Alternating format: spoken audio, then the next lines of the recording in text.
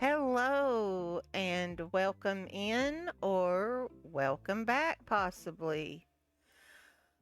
I am Phoenix Rising 81, and today we are going to be playing some more Killer Frequency.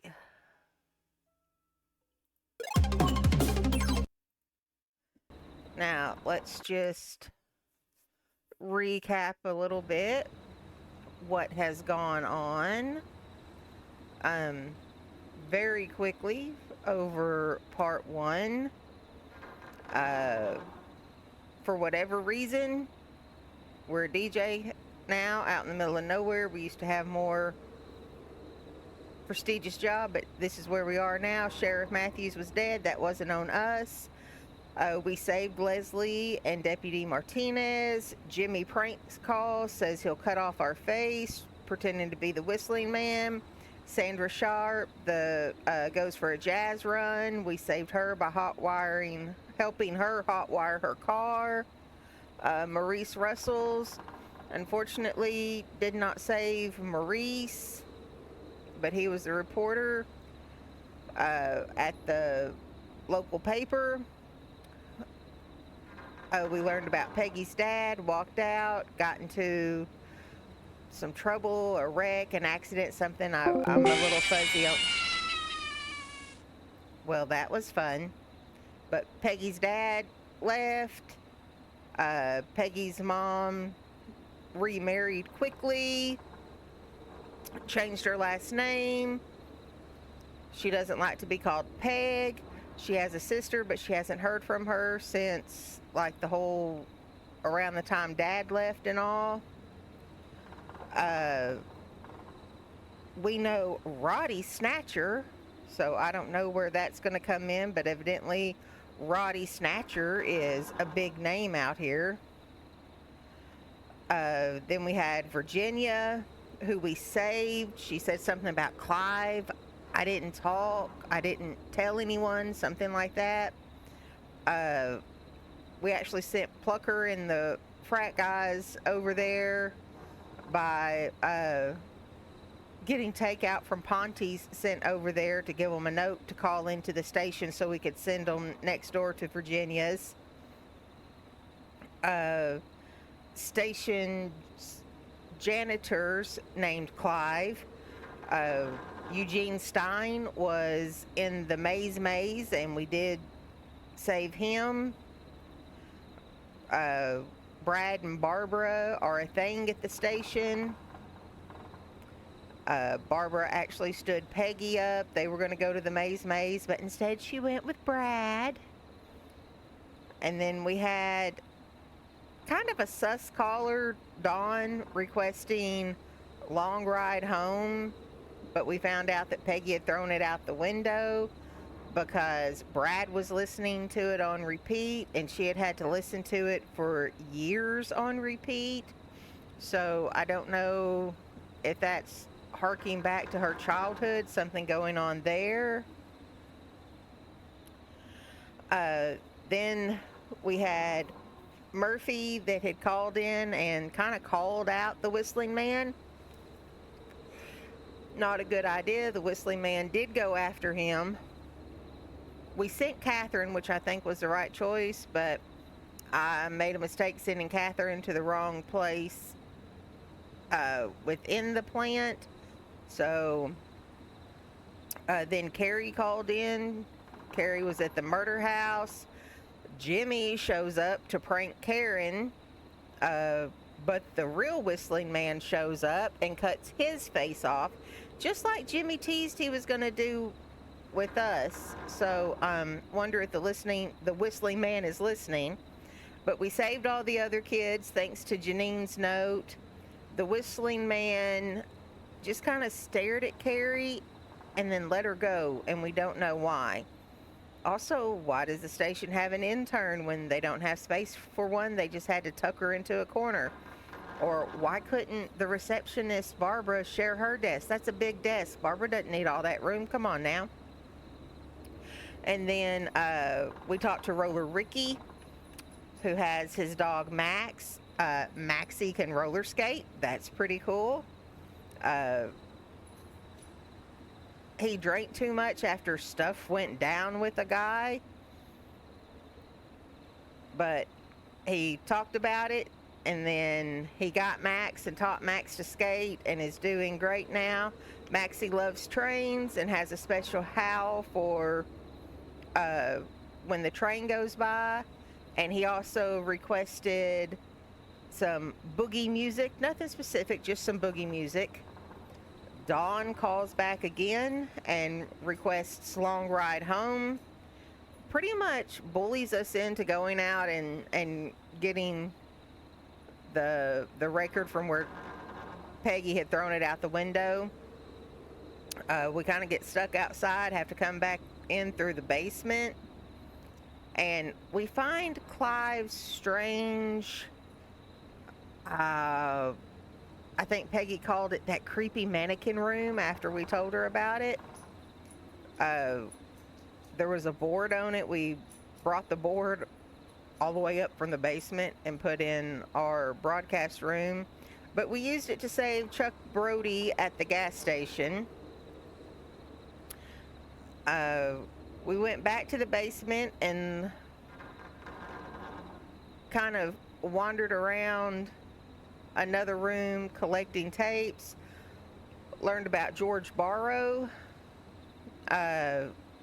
Turns out Sandra, who we saved on the jazz run, found the body, and in the police report it says in the reservoir, but she actually found the body in the river. And Virginia, who Plunker and the frat went and saved, was made to fake the autopsy to say that George Barrow was drunk and it was an accident, instead of what her original autopsy was saying, which was the truth, that it seemed like he had been running through woods or brush or something. He had levels inside that said he was stressed, not drunk, and looked like he had drowned and then was moved. And there's signs pointing to Sandra and Virginia being blackmailed, because we actually called and talked to both Sandra and Virginia. Sandra said she was being forced to say reservoir instead of river, or she was going to lose her jazz studio. And Virginia was forced to change her autopsy because she had a sick sister that needed medicine, and they were going to take care of her sister who she couldn't afford the medicine for anymore. So she had to change the autopsy. And then Dawn calls again. And this time Dawn is hella sus. She's needing the alarm code for her apartment gate, and she can't remember it. It's the same alarm system we have at the station. We go down and get the book, and we realize that the alarms hadn't been installed at the apartment yet. We hear a lot of noise, like a train going by, and then we hear Maxie howling in the background. So we kind of suspect she's after Roller Ricky and Maxie, not at her apartment, which makes us think that she's up to no good. So we actually give her the alarm code, the alarm test code instead, and we save Roller Ricky, and he says that that wasn't some woman, that was the whistling man.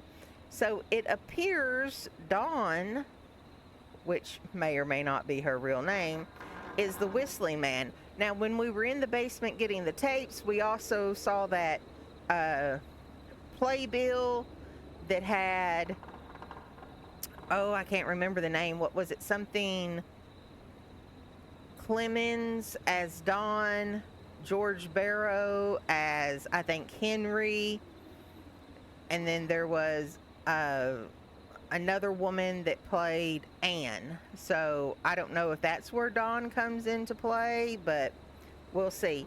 And then the last call we took before the weather got bad was from Casey Moore. Her boyfriend, Jason Parker, was stabbed. The stabber said something over him like, not so funny now, is it? And we had to get help. We had to talk them through kind of stabilizing Jason. And then I went down to Reggie's office and cracked his code and got in the safe and went through personnel files and found, I believe his name was John, that worked at the station, that not only had first aid training, but was a military medic. And he went over and he took care of Jason, and hopefully Jason has had adequate medical care now. So that should get us caught up to where we were. Peggy had told us that this might be our last break, so hopefully we can finish this today and save whoever else needs saving and unmask the Whistling Man. So let's hop in.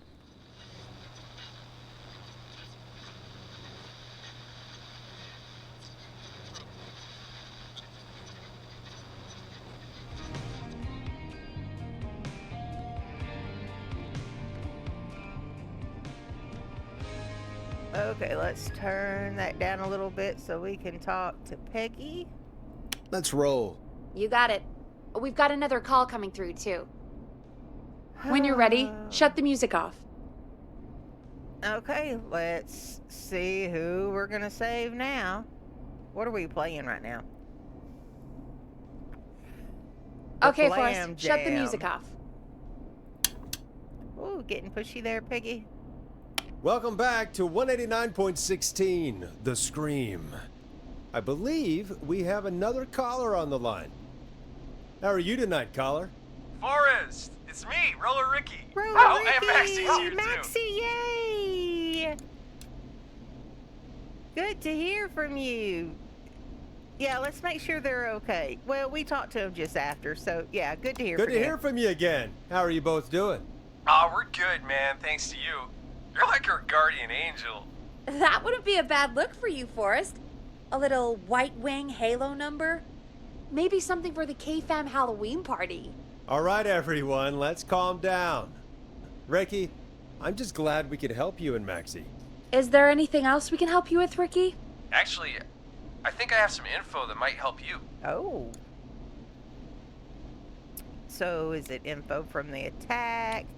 No, we're not going to do I'm waiting. We're really friendly. We like Ricky, so just really? I wonder what Ricky has for us. Oh? What's that? You see, man, me and Jason know each other. You know each other? Yeah, we went to Gallows High and played on the football team together. He was a gnarly offensive linesman, and I was our star wide receiver. Runner Ricky, they called me. All right, and what does that have to do with tonight? Well, because George, the guy who drowned, he was on our team too. Oh. Okay, so we know Chuck Brody was on the team. So Roller Ricky was on the team, and Jason was on the team, as well as George, which evidently there was a cover-up to however he died. So do we want to know more about Jason, or just tell him keep talking?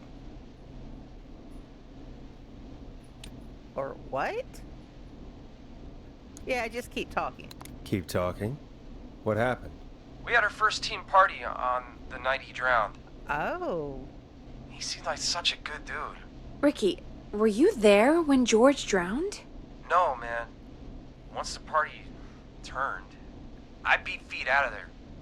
Man, I remember George and his girl there. There was a whole lot of love, man. I could see it, you know? Okay, so tell me about the girl. Well, we want to know what her name is, but Dawn may not be a real name anyway, so, I mean, because why would they call in and give their real name, right? So tell us about the girl. Ricky, listen, this is very important. I need to know everything about her. I didn't really know her before, or see her after that. I never even got her name, man. I just remember he called her Bean. Then what did she Bean? look like? Please, tell us anything you remember. I just remember a pretty girl, man. I'm sorry. Ricky, you said the I party mean, it didn't was last like long. 20 years ago. What so- happened? We were just having a good time, and then the next thing I knew, everyone was running for their life. I looked up and saw that goddamn whistling man in the trees. And I never ran so fast in my life. I ran straight home. Don't blame you. Didn't know about George until next morning at school. I'm guessing it was whistling night, wasn't it? That the whistling man was just another kid. Yeah. I don't know how George died, but I always felt like if anyone deserved to die that night, it should have been me. Why? And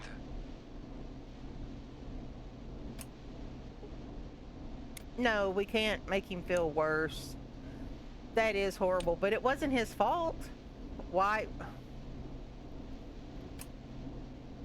Now I want to know why he feels like it should have been him. Just survivor's guilt, you think? I don't know. I'm going to go with it wasn't your fault. He saw the whistling man. He got scared. He ran. What was he going to do? Go up against the whistling man? He didn't know if it was a prank or not. Ricky, it wasn't your fault. You're not a bad person. Ricky is not a bad I know person. that now, ma'am. It took a long time to learn, but yeah, just thought I'd tell you all what I know. Thank you, Ricky. This helps. Thank you. You got it, man. Anyway, I think it's time for me and Maxie to free up your phone lines. Thanks for listening, man. I'll let you to it. Night, Ricky. Night, Maxie. All right, folks. Looks like we got a new lead in the case. If anyone has any info about this mysterious bean, please call in. If she was George's girlfriend back then, she's probably in her mid to late 30s now. Huh. Oh, we have another call coming in, but hang on. What's up, Peggy? Peggy, dead air here. Peggy? Hello. You're gonna want to take this call off the air. Who is it? Just do it. All right, Okay. folks, it's time for another track. Here's one to help you sit back and relax. Is there one we haven't We'll be right played? back after this. I think I've played most of these.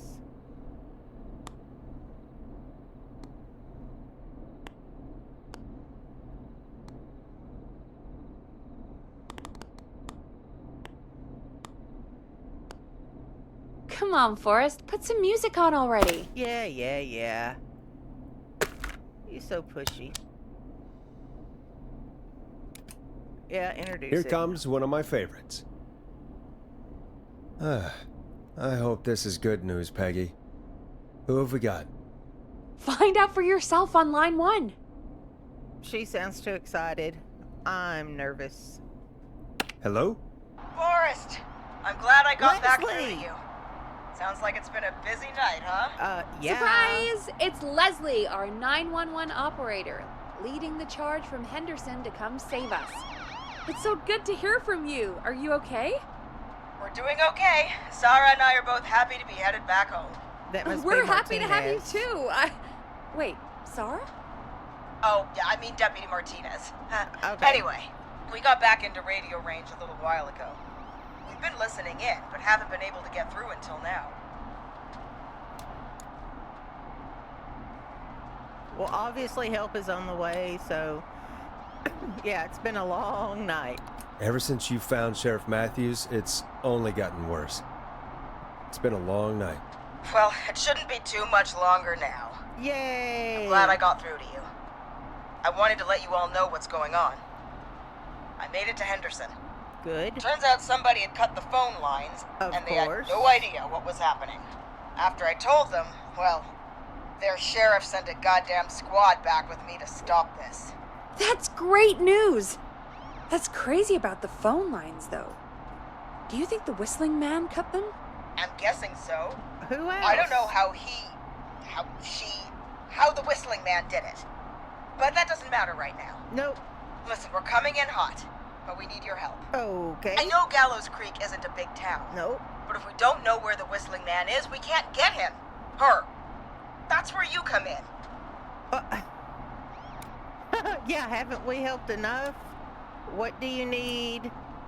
Really, Gallows Creek is too big? No, let's get this solved. So what do you need? You can count on us. What do you need? It might be a long shot, but here goes. The Whistling Man already called up a few times. I bet she calls again. We're still a little ways out of town, so if she calls, stall her. Buy Okay. as much time as you can for us to get in. And while you're talking to her, try to figure out where she is. So We'll stall be listening in. and So try once to her get a location is location. known, we'll head straight there and end this nightmare. Well, we'll do our best. I'll do my best. I know you will. Heck, I can see the headlines now. Forrest Nash's interview of a lifetime. Anyway, I'll radio the other cars and tell them the plan is a go.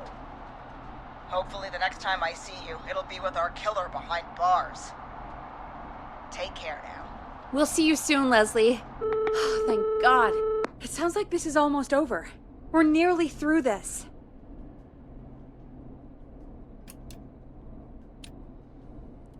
Yeah, I don't think it's going to be that easy. I hope you're right, but I don't think it's going to be that easy. That's nice to think, Peggy, but I don't reckon Dawn is going to give up without a fight. She probably won't give up without a fight, no. But neither will we. Now, let's get you back into the arena, champ. Time to turn the music off. Now what? Bringing you back live now. Welcome back to The Scream with me, Forrest Nash. The line is lit up, but before I get to our next caller, I just want to say, things are looking up. It's almost over. But for now, let's bring in our next caller. Why are we telling the killer that things... Okay, I think that was dumb on our part. I don't think we should have told them anything. We just should have kept going. But I guess we wanted have to a give caller the waiting. time, give the town some hope. Evening, caller. This is Forrest Nash. Hello, Forrest. This is John Hedges. I'm here with Casey. I wanted to give you an update on Jason. John! Is he going to be okay? He's a fighter. He'll be fine. Yay! Got him stabilized and resting in a bed. We're preparing to move him to the hospital. Thank you so much. If you hadn't been there, then... God, I don't even want to think about what would have happened. Of course, Casey. We're just happy he's okay. John, Casey, you two did all the work. Tell Jason to get well soon from us, whenever he's up for it. Well, why don't you tell him yourself? Is this Forrest? We got the achievement. Jason Parker survived the Whistling Man. Yep, this is Forrest. So just Jason. Jason! We meet at last. It's good to hear you, Jason. How are you? Oh, well, you know. I've got a hole in my stomach, and there's a knife in my leg, but John gave me something to take the edge off. Nah, I bet he did. So, I might feel even better than either of you. Yeah, maybe don't do that while you have a hole in your stomach. Take it easy until you get to St. Gabriel's. I will. But, before that, I needed to call you. Okay. I'm guessing the Whistling Man is still out there? Yep.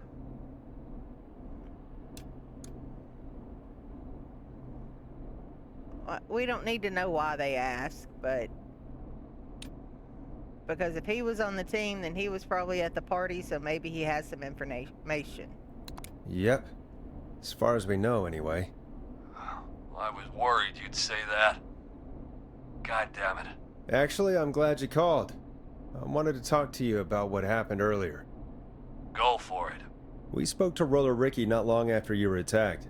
You spoke to Ricky? Is he alright? He is now. I mean, He was attacked earlier, but this call came after. Hey, guys, I'm really sorry, but there's a call on the other line. I just need to make sure we don't have another situation brewing. You fill Jason in on what happened. I'll be right back. Sure, Peggy. Sorry, Jason, where was I? Yep. Ricky's fine. You don't need to worry about him. That's That's strange. a relief. Peggy hasn't done He that told us before. about George. Sounds like everything's finally coming out now. Like what? It's been tough to hold it all in. What are you Sounds holding like in? you've been holding back about something awful, Jason. I'm part of the reason my best friend is dead, Forrest. Your best friend? And the few who knew about it said if I ever said anything, I'd find myself in jail. For a long time. Was that George? Hell. And then the town just moved on. Like he'd never existed. Okay, so you're part of the reason your best friend, I'm guessing George. So tell us what happened. What happened that night? I went along with the stupid prank, that's what. Whistling night. Some of the guys on the football team had an idea for a way we could haze the newcomers. We decided to plan a party in the woods and have the whistling man crash it. It was stupid. So it was a prank gone We wrong. each had a role. I was the stabbed friend. At the party that night, I left the group for a second. That makes sense. Met our whistling man. Pretended to get stabbed in front of everyone. Started an almighty panic. Those screams. That was the last time I saw or heard George alive. How did George die, Jason? I don't know. I was playing dead. But when I heard her scream, Her? Ricky mentioned a girl named Bean. Is that who you mean? Bean. Oh yeah. I guess George did call her that. Yeah. He called her Bean. I heard her again tonight, Forrest. Her name was... What? What happened? Seriously? Are we still on air? No, we're not. Seems like the power is completely gone. How do we get it back on? I don't, we can use the emergency generator down in the basement. Back to the basement. In case we ever needed to do an emergency broadcast. An emergency broadcast? Emergency? You know, nuclear war, alien attack. Broadcasting a serial killer's location to the cops so we can end this nightmare. Fair point. It's in the storage area in the far back corner, up on the wall. You might have spotted it earlier when you were digging around for all those tapes. It'll have a big red button. Just press that. I'll see you when you're back. Back to the basement with the power out. The basement whose door is probably still open. With the killer listening to us, knowing we're getting closer to finding out who they are and putting all of this together. So, lovely, lovely stuff happening here. Here we go. Let's try not to get murdered.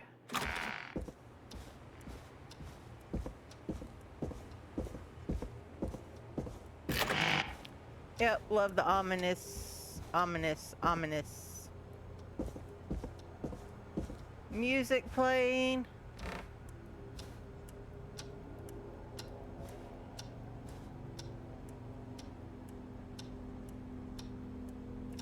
Yes, I am just avoiding things. I don't want to go back in the basement. What was that? Okay. I guess just get it over with.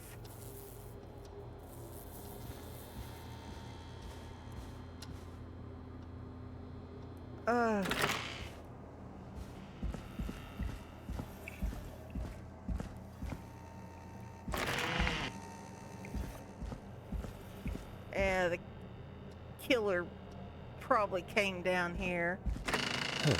Far back corner. Why is this station so big? Yes, why is it so big? None of this is necessary.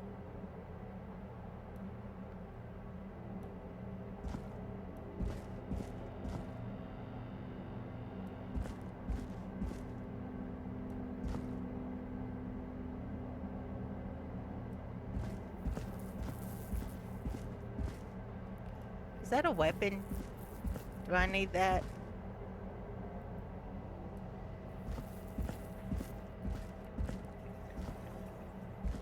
That must be it. Boom! We've got power.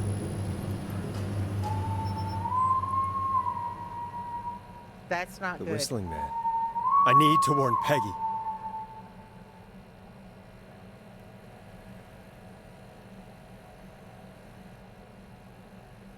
Fine, let's go warn Peggy. Get murdered.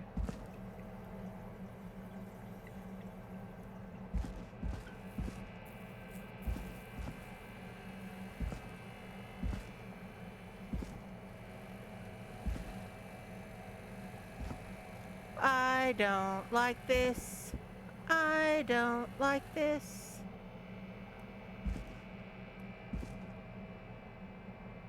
How about somebody warn us?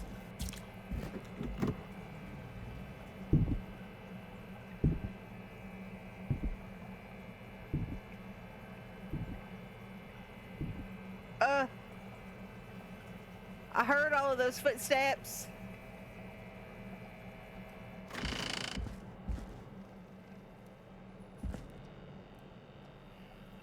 Peggy, are you there? Are you... Peggy? I need to get back upstairs. Peggy, why aren't you picking up? Nothing, huh?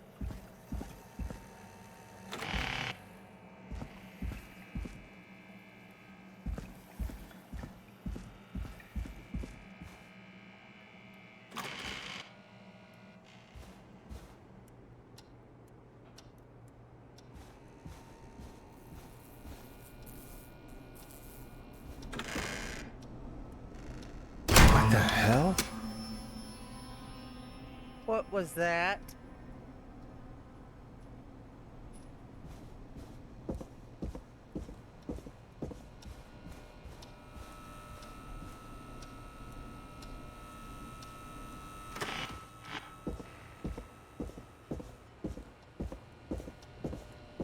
Oh shit. Oh no. Peggy! Where'd you go? No! Shit! What the... No way. This can't be happening. Okay, flip the couch.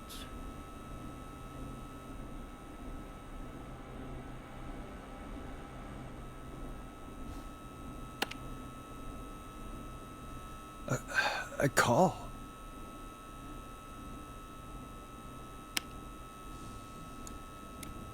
Where's Peggy, Don?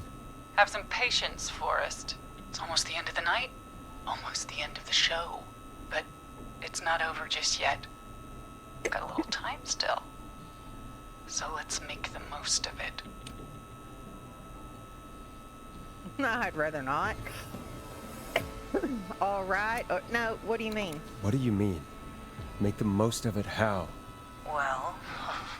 I thought we'd end tonight's Whistling Man special with a special guest. The one who started it all. Let me take that out of your mouth and... You crazy bitch! Teddy. Let me go. Teddy Welcome Gallows to the Jr. air, Mr. Teddy Gallows Jr. Wait.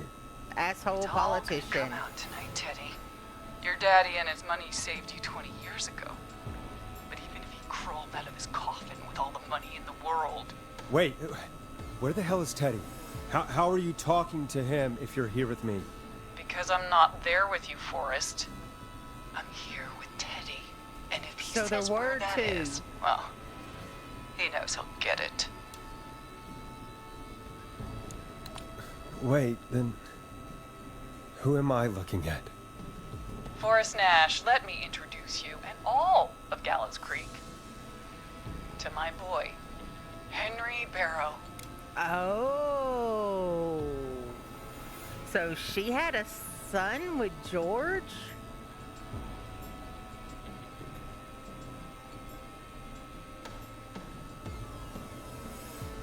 Or was that not George? Was that part of the cover up too? No, my boy, so it's her son. Yeah, this is a lot. I'm sorry. This is a lot to take in. You've got no idea. So there were 2 whistling men tonight. Of course. That explains how you were always able to get around town so quickly. Hang on. Did you say Barrow? Then, are you? Let me just get this mask off. Damn uncomfortable thing. No wonder Mooney went crazy wearing this. Mooney go. was Edward Marshall Mooney, the original whistling Marie man. Campbell? Marie Campbell. George's old girl. Oh, Oh, okay, yeah, she well, was on it the sure list over has there. been years since I last saw. Oh, God damn it. So not Dawn, huh? Marie Campbell. So, not Dawn, huh? No, not Dawn. What are you going to... Everyone's gonna know now what Teddy did. He killed George that night. This night. 20 years ago. Okay. Listen to me. Oh, thanks for the You- follow. Ah! You're gonna talk when I talk to you, and not a moment before. Meanwhile, Forrest, I'm gonna give you the chance to talk.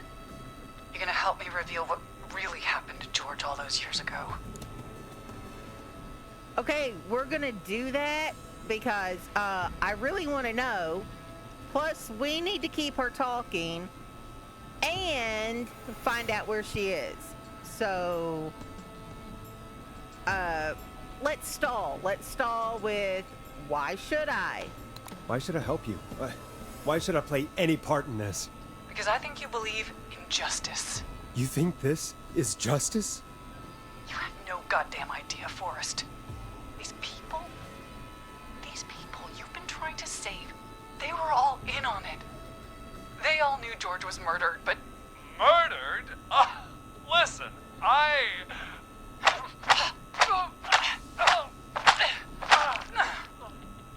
said you speak when you're spoken to. Now, I know you've done some good work tonight in piecing together what happened to George 20 years ago, and that's why I want you to interview us. Okay. Well, if we just agree that's too quick, if you say so again, that's so. Keep her talking. Are you serious? Are you serious? You want me to interview you? Am I serious? After everything tonight, you really have to ask me if I'm serious. Do a good job. And hell, you might be the only one to leave here alive.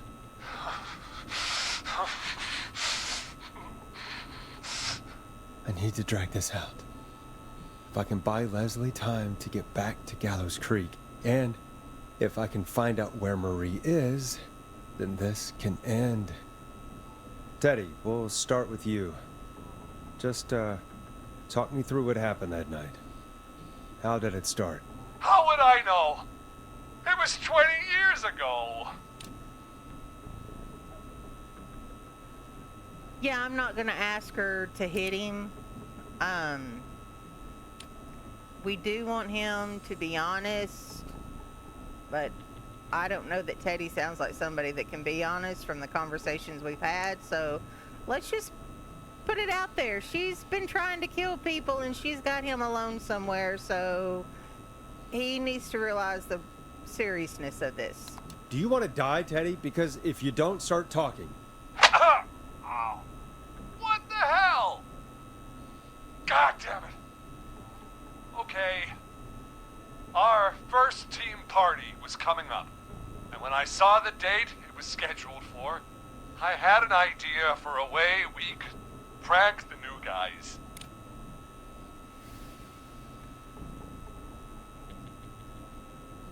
Tell me why that night, the night Mooney vanished, whistling night, right?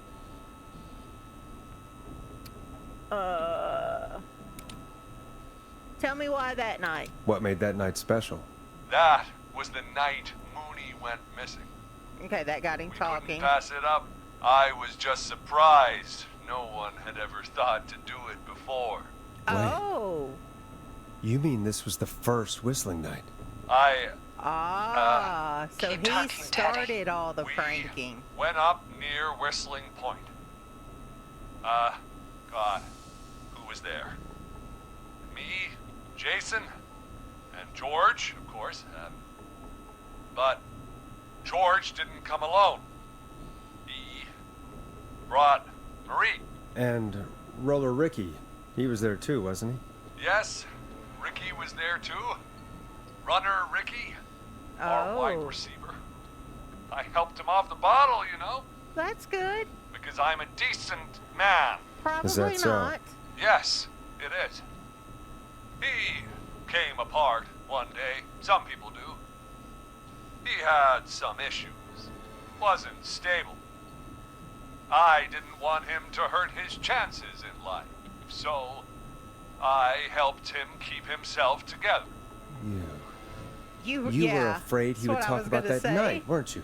It wasn't for him, it was for talking. you, Teddy. About midway through the night, we put the prank into action.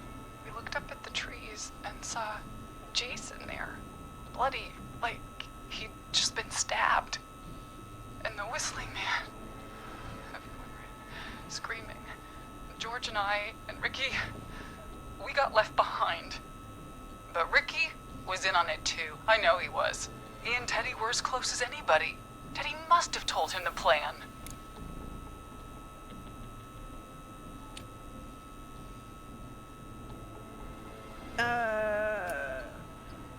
No. That's gonna piss her off. Ricky didn't know. We know Ricky didn't know. Ricky told us he didn't know. He was scared too. She didn't ask Ricky. Come on. Which one's gonna make her talk more? No, Ricky didn't know. I don't want to get an argument with her, but how about, did you ask Ricky? Did you ask Ricky if he knew or not? I didn't see any reason to. Why? Because Ricky phoned up earlier. He didn't know anything about it, Marie. What? He had no idea what was happening. He said he was as terrified as anybody. Isn't that right, Teddy? You didn't tell him, did you? Ricky never could keep his mouth shut. If we told him, he would have given everything away. But well, it doesn't matter. He It didn't does understand matter. enough to tell anybody about it afterwards. He's still guilty. It was just a stupid prank. Not a good.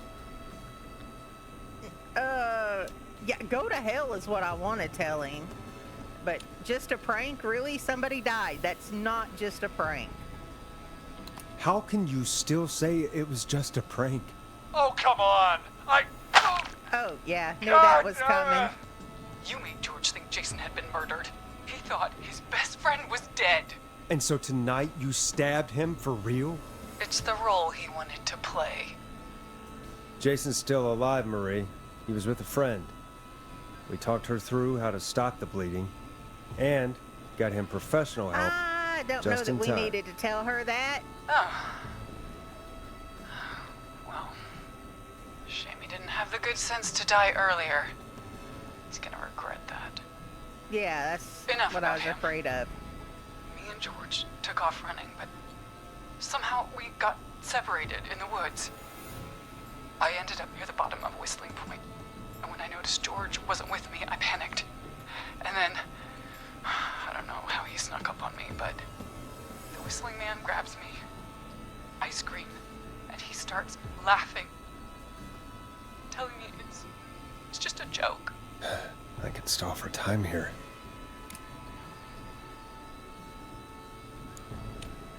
Who was it? That seems too simple. What happened next? She's going to do that anyway.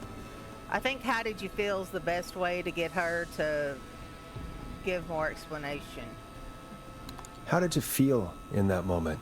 I felt like nothing was real. I felt small and confused and...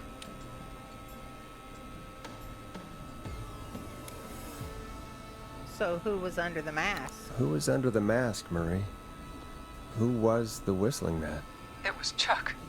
Ah. Chuck Brody. That's why you went after him. Laughing away. But then he stops. And he's looking up. At the top of Whistling Point. What was he looking at? Teddy, what happened Could have next? just let her cry for a Nothing. minute. I mean, it was just Teddy? Don't say it was just a prank. George fell off Whistling Point.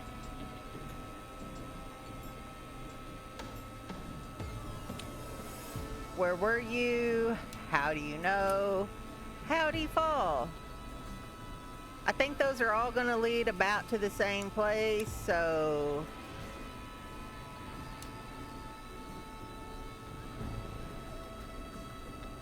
That seems a little accusatory. That one does too, so... Why'd he fall? Why'd he fall, Teddy? He just... You pushed him. Oh, You shit. were up there. You were dressed as the Whistling Man too, and Ah, didn't so there push were him, two God that damn it. night. I just chased him up there, and he kept backing up. When I saw he was about to go over, I reached out.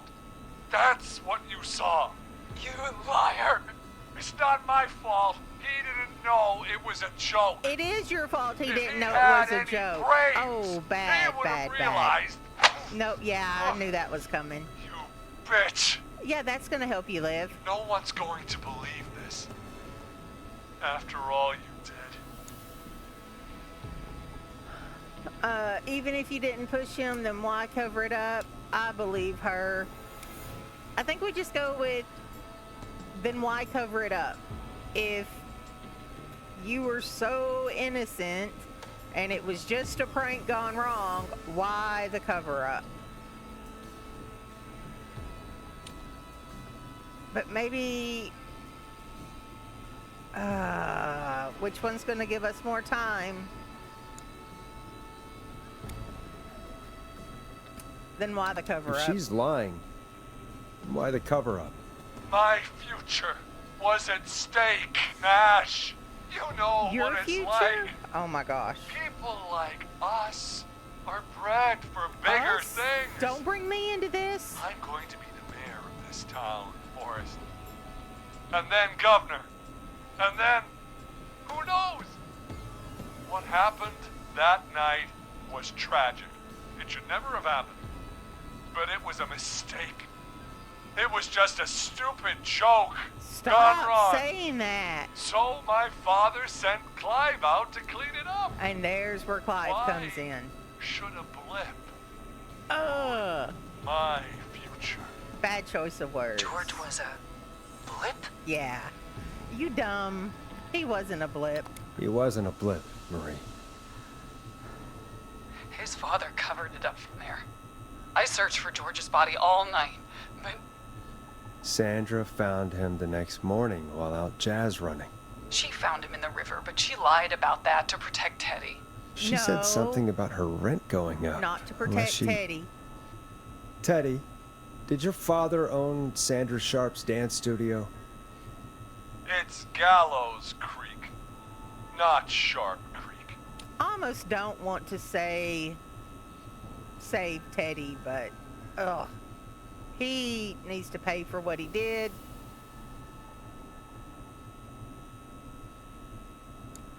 Answer the question, Teddy. I'd answer the question if I were you, Teddy. Yes, okay? We own most of the town. That's it then. Your father was going to run her out of business unless she lied and said she found him in the reservoir instead of the river.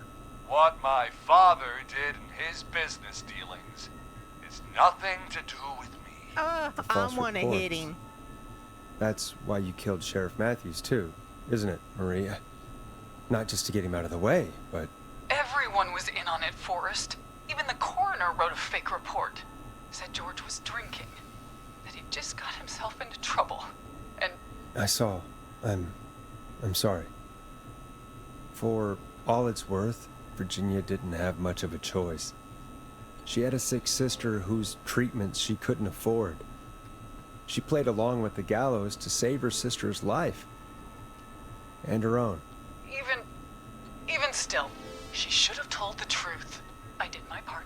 I tried everything I could think of. I even went to the newspaper, but no. That coward killed the story.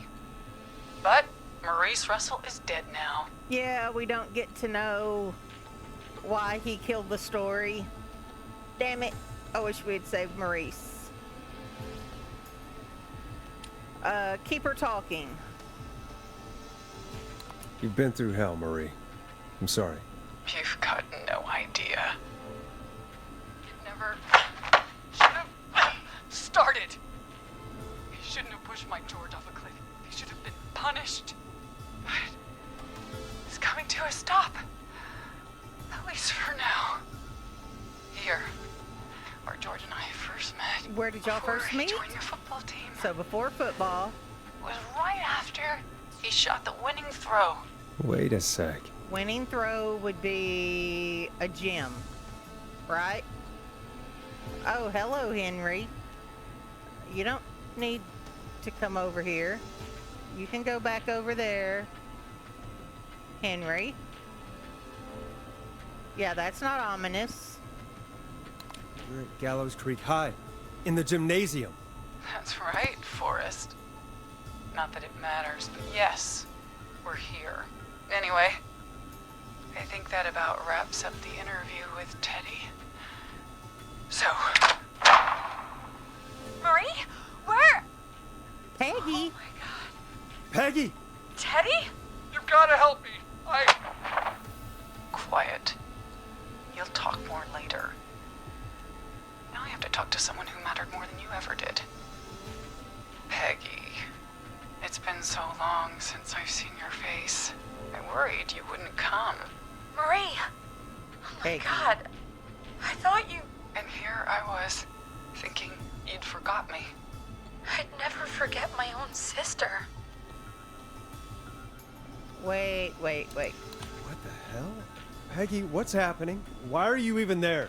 Wanna explain, Peggy? Earlier, while you were speaking to Jason, I got a call. Do you remember? Well, it was from Dawn. She said that my sister Marie was there that night George died, and that I should come to the gym for a reunion. And when you walked in, you found out. That my sister is the Whistling Man. Good to see you too, Peggy. Why didn't you tell me any of this? She Yeah, said that it was Peggy. my last chance to see my sister. I knew if I told you, you'd try to stop me or come with me when we need you on the radio. I need And a weapon. You should You have should said. have said something. You should have told me. I know, I have a okay? I should broom. have. But I didn't imagine this situation then, so just... What happened to you, Marie? You just disappeared one day. Disappeared? I was thrown out, Peggy. I begged Mom and Dad to do something about what happened that night, but did they care? No. They told me to stay quiet. They only cared when they learned I'd been with George. And Marie, I'm so sorry. I never knew. it's not your fault. Really, it's Mom and Dad I should be seeing right now. But since they're dead and gone, well, I'll have to settle for the next best thing. No. Oh, yeah, keep her talking. Is that why you attacked Eugene? Wait. Is that why you went after that kid in the maze, Eugene Stein? Because his parents? That's right. Eugene's parents were there that night too. But they got themselves killed in a bus accident. And since only their child was left, Marie, please. Mom and Dad are gone, Peggy. Besides, you forgot me. Just like the rest. You forgot Marie, Peggy never forgot about you. Keep your mouth shut. She kept a card from you. She kept it here on her desk. What card? The card you made me for my 8th birthday. What does it say then? Yep. Happy birthday, Peg. Now you're great and 8. Love, M. Oh, Peg. Henderson police! Freeze! No! Shooting! Shooting! Henry! Get out of there! Peggy! We have 2 wounded, and we're in pursuit of the suspect. Henderson police! Freeze! Get in! Forrest! Leslie, how's Peggy? She's been cut pretty bad, but we're here now. I'll be okay. God, Marie. Hey, Zara! I need you to look after Peggy. She needs help. Now. We got here just in the nick of time. Where's Marie? She bolted right as we got here. The police are right on her heels. It won't be long now. It's over, Forrest. Well, folks, it was a long night, but we made it through together. I'm gonna head off to go check on Peggy. This has been Forrest Nash.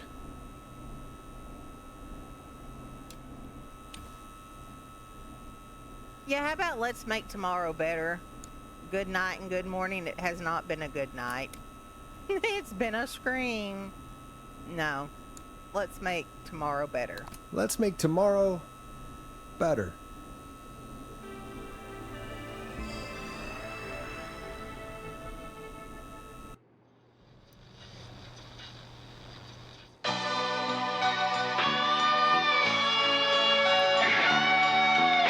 Ooh, that's loud.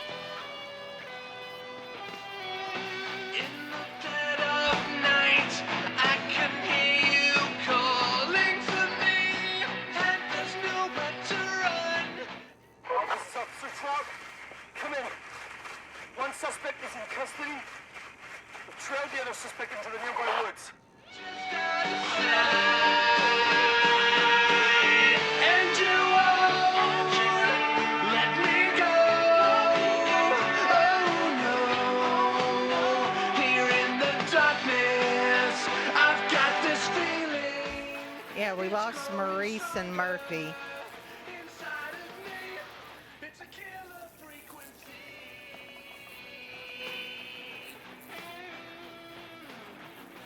I can feel my heart Is that it? Do we get to know any more? bursting out of my chest. But the rain It's loud. I don't want to go over there. playing the song we love best. I can There's Pontes.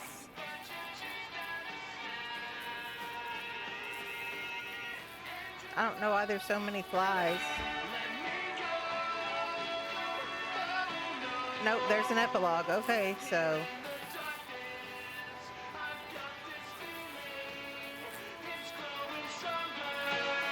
inside of me, it's a killer frequency. Oh, it's a killer frequency.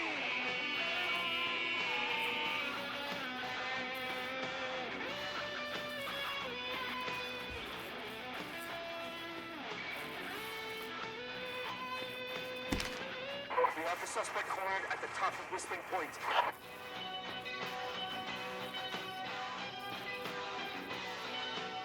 so that's going to be Marie, right? Because they got Henry, but they said Marie had escaped, but they were on her and would get her. So let's see if they get Marie. Well, oh, Whistling Point. Yeah, she's going over the cliff.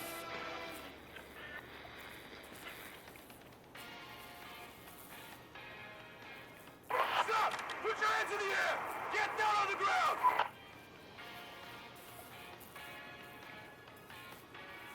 She's going off Whistling Point just like George did. Don't move! Nobody else has to get hurt!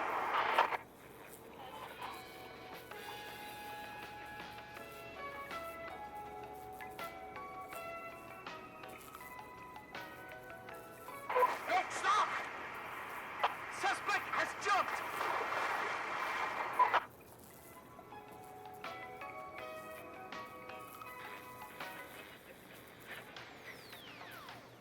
Officer Lugo, do you have a visual?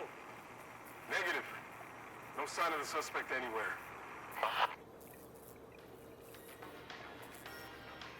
No sign of the suspect.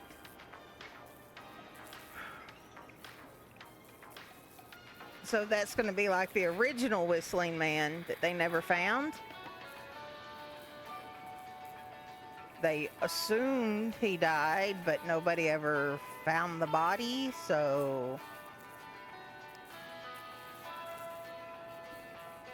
Does this leave it open for a sequel?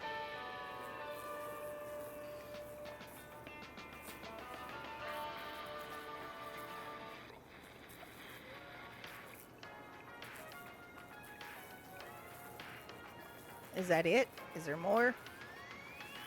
That's a cute way to do the credits, scrolling on the old TV. Oh, that's the end of the credits. I guess that's the end of it. So we never know? I guess we never know. Or there's going to be a sequel. Hopefully they find Marie. I'm hoping Marie doesn't come back later and off us. I want to know why we couldn't ever go in the front door. Oh, I kind of wish we'd gone up on the roof. I never even tried that door. I was too scared of Whistling Man. So there's definitely some room for some replay. Do it again and save Maurice and Murray. But I don't know how long that would take. I've still got a couple of hours of stream left. So let's see. Do we want to do another play and try to save everybody? Or do we want to play a different game?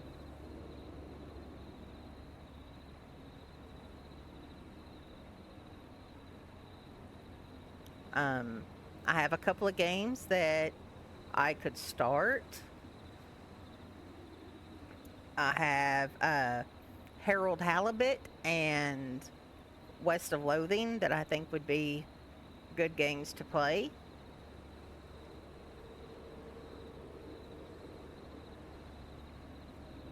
I don't think I have a save before the other two died.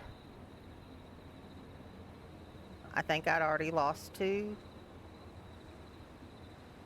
before my first save that I did. So I think we're going to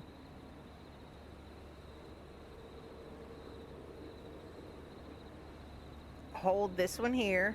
I'm going to take a short break, load up another game, and come back and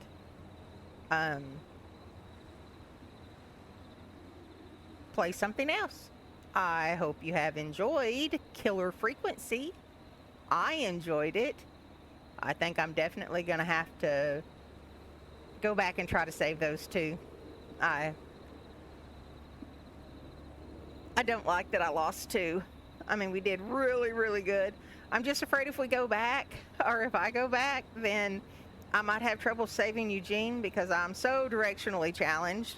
If I don't have some help, I don't know if I can get Eugene out of the maze again. But it would be nice to do a perfect run through and save everybody. Maybe we'll save that for another stream. But like I said, I'm going to take a short break, grab me something to drink, load up another game, and we'll come right back and play some more.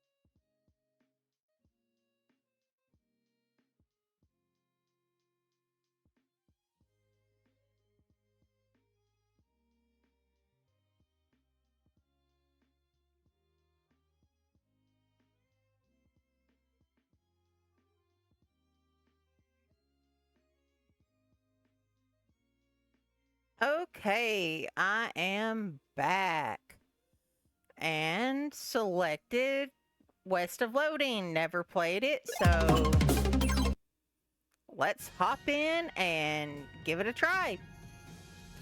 See how good or bad I do at West of Loathing. It's got to be a new game because that's all I have. Wanted. Protagonizing. Leon Ford. Reward 784 meat. I guess meat is the currency of the game. What is this? Oh! 10, 20. Oh, and 50. Change your... Oh, I can change my character? Do I have choices? Oh, Mabel. Cool. Frank. Cub. Larry. Leo. Cat. Lou. Lucas. Jean. Oh, it doesn't matter who I click up here.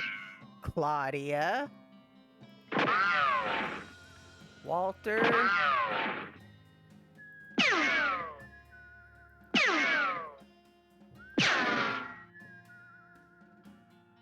Katarina. Oh, she got a bigger reward.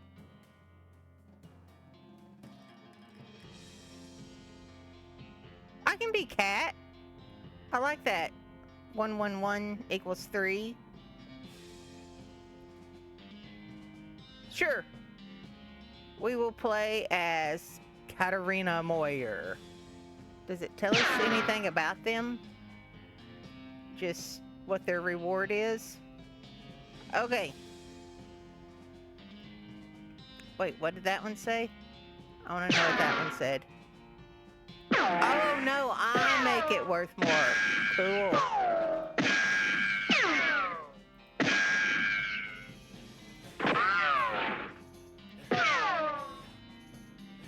Edit your name. Oh, I can edit my name. Well, then I think we need to edit our name. Oh, look, a 50. Oh, I missed the 50. Okay, I'm already having fun, and I hadn't even played the game yet.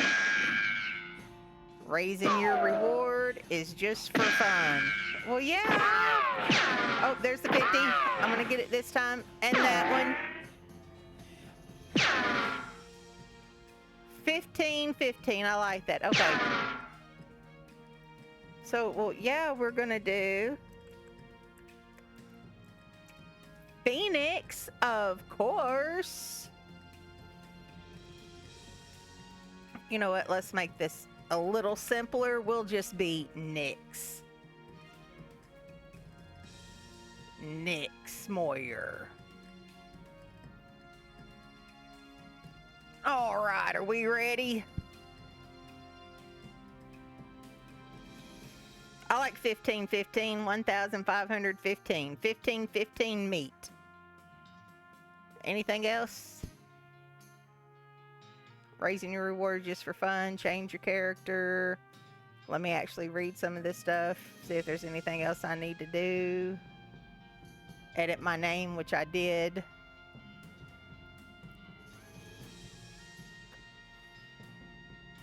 Edit your name. Your name. Year. Well, we edited your name. Okay, let's play. Play as Nyx Moyer. We're ready to get going, are you? Well, yeah. Let's go. I had the strangest dream. I was choosing a character class. Are we gonna be a cow puncher? Why we wanna punch cows? Snake oiler. I don't think I want to oil a snake. A bean slinger. Yeah, I'm gonna sling some beans, do some magic. Maybe I can poot on them too. Magic and cooking are inextricably intertwined in loathing, and the bean slinger is the magical master of both. You've heard there's a shortage of cooks out west since the cows came home, due to most of the cooks having been brutally killed by the cows. Let's see what the others are. I don't really want to punch cows, but let's see. Cow punchers solve their problems with their fists, whether it's shaking them at a disagreeable feller in a disreputable saloon or using them to punch a slightly more disagreeable feller in a slightly less reputable saloon. You've heard that cow punchers are in demand out west since the cows came home, which stands to reason. The cows aren't going to punch themselves after all. Now we got to see about the snake oiler.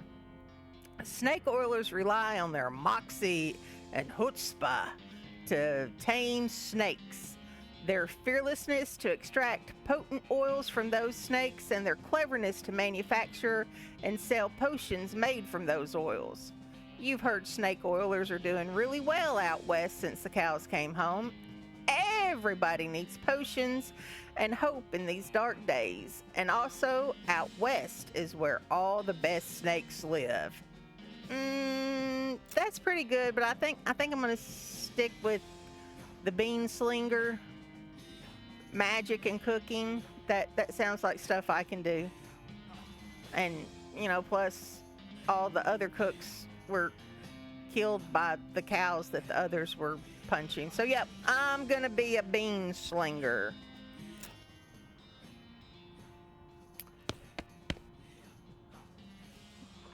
Okay. Of course we move. Okay. You read the spine of your books. Claudia Hardy and the Mystery of the Forgotten Prison. I loved that one. Troubled at the Old Castle. I read that one 10 times. The Hero of Vampire Citadel. Rufus likes this one as much as I did. Gladys Swift in the Haunted Lighthouse. Vernon Smith and the Secret of the Cursed Cabin. Dad gave me this one when I was a kid. Oh hey, this one might come in handy. We've got an item walking stupid. Okay. Sounds good. Goodbye phonograph. Yeah, I think we can do without that. That was getting a little much. You pull the needle away from the cylinder and stow the handle away, okay?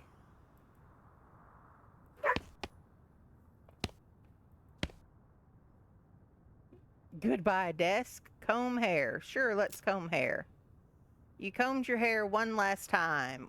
You gained 1 XP. Progress towards the next skill. We need 15, okay? Is there anything else over here? Goodbye bed. Time to head west to chase my real dreams. Oh. Hiya, Russell. How you doing? Caw. I'm gonna miss you, buddy. Caw, caw, caw. Yeah, let's feed him a cricket. You grab a cricket from your cricket bag and feed it to Russell. He coos appreciatively and nuzzles your hand.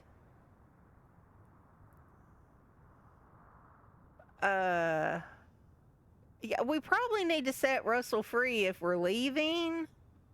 We don't want to leave Russell in a cage. You open your bedroom window, which is not pictured, and unlatch the door to Russell's cage. He winks at you, calls one last time, and then flies away to the west. Well, I guess it's time to hit the trail. This weird poster appeared here one night, and I guess we just left it. Okay, really? Is that all I can do? Did we read all the titles? I guess that's going to be it. You're not going to give me anything else, are you? Secret of Monster Hospital. Haunted Basement. Spooky Cellar. Danger in the Spooky House. Rattlesnake Canyon. I don't think we're going to get anything else out of this. How long will it let me click on them? Do I get something for persistence? I can be persistent. I'm being persistent. Reward my persistence. There's not that many on this shelf. Look at most. There's 1, 2, 3, 4, 5, 6, 7, 8, 9, 10, 20, 30 books. I've clicked through 20, 30. Oh, you just gonna lay down and take a nap, huh? Have I bored you that much? I think that's as good as it's gonna get. Okay. No. No. So I guess Russell's gone. Okay. Let's go. Oh, just to the living room, huh? We don't want to leave it a mess. Let's stack the firewood. Okay.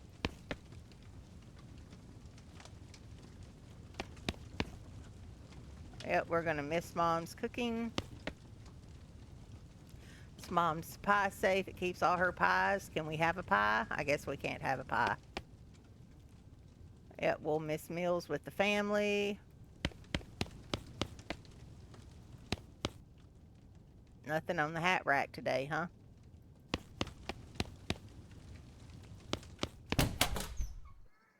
Oh, wait. But there's a door over here. I want to explore. My little brother's room. What books does he have? You pick up one of your brother's weird books and flip through it. Avoirs mathématiques de Evariste Gelius. I don't know. Just the title page gives me a headache. Me too. Really, that's all we get from there? Same thing, huh? We can't read any of his books. Oh, look, there's a different one. Tractatus Logico Philosophicus. I think this is about math, maybe? Who knows? Let's go through his toys. He loves stuff like this. I got a puzzle cube. Anything else? Is that all you letting me take from him?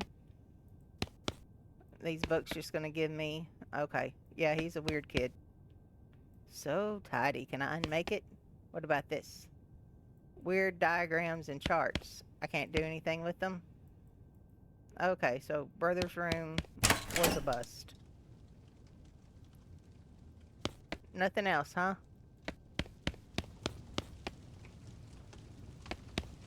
Back to the hearth. Okay, well. Mom can't give me a little something for the road? Really? And all of her pies are safe. Okay, let's go. Is that Mom? Your mom smiles warmly as you approach. I'm leaving now, Mom. We're gonna miss you, kiddo. Oh, and before you leave, I got you a present. Woohoo! A present? Yep, it's that book you wanted from Crimbo. You know it's early, but the one about picking locks, desert survival, bartering. Oh, decisions. Picking locks would be good for getting into places that are locked, but I want in them. Desert survival, if I'm going out west, might really be what I need. Or the one about bartering. I guess I'm going to get better deals on getting stuff. But I'm kind of a survival person, so I'm thinking I'm probably going to take the survival book. The one about desert survival? Oh boy! That's the one. Enjoy it. You got an item. Desert eating and drinking. Please be careful out there. Write us a letter when you can. She hugs you. I will. Mom, goodbye. Hey, Dad, you got anything for me? Your father morosely jabs at the haystack. That hat doesn't fit you, Dad. I'll grow into it.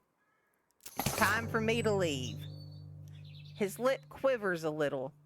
Listen, I want you to have this. It's your grandmother's favorite can of beans. You've got an item.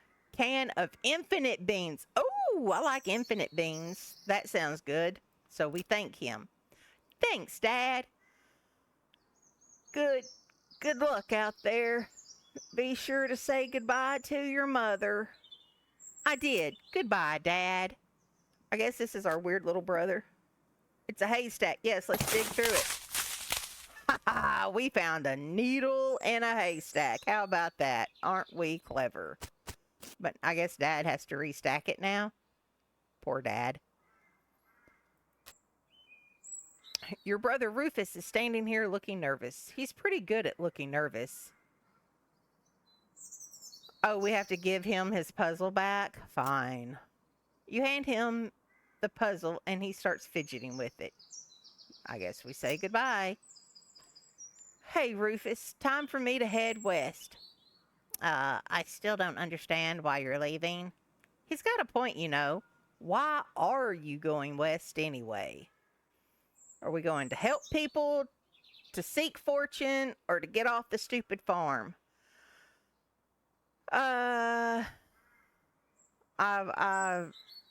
Seeking fortune never works out well. I don't see anything wrong with the farm. I live on a farm. It's a peaceful kind of life. So I guess to help people. You've read the papers, Rufus. The people out west are in trouble. They need all the help they can get. But it's so dangerous. 60% of the people who go west get killed within a year, and that statistic is from before the cows came home. Wasn't he just a little ray of sunshine? It'll be okay. I'll be okay. You worry about taking care of Mom and Dad. I'll worry about me. Okay, if you say so. I still think you'll be dead by Crimbo. I'll miss you, Rufus. Okay. You give him a playful punch on the arm. Well, we didn't get anything useful from him, and we had to give him back his damn puzzle piece. Or puzzle. Oh, well, I really wasn't going to Mom, but I just wanted one more hug before I leave. She smiles and hugs you. Okay, leave. Just saying. No time to screw around in the woods. Time to head west. Well, fine. Good grief. Oh, I didn't mean to go back in. I gotta be careful where I click. It thinks I'm doing things.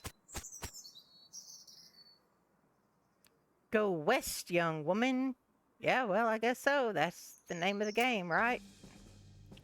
West of Loathing. Hitching a ride.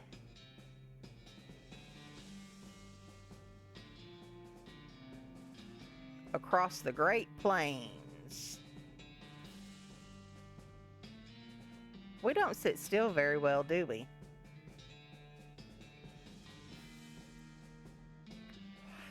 I guess we get bored easily. That's understandable. Stunt coordinator, are we doing stunts? Oh, we're stacking rocks, carrots, radishes. I don't know what those are. I am going to watch the credits just because somebody put, or somebody's, looks like a team, put lots of time and effort into all of this. So I think it's the least I can do to watch their credits and give them credit. Oh, we just got dumped out. Unceremoniously dumped on our patooties. Well, the bad news is that you fell off the cart and got knocked out for a couple of hours.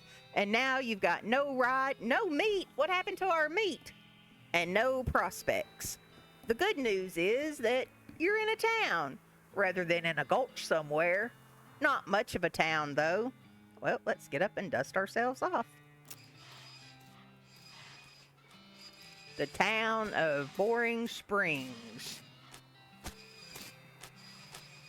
Let's talk to a drunk. You want to know a secret? Well, too bad. Well, they were turnips. Yep, we're going to get that turnip. Can I have the rock? I guess not.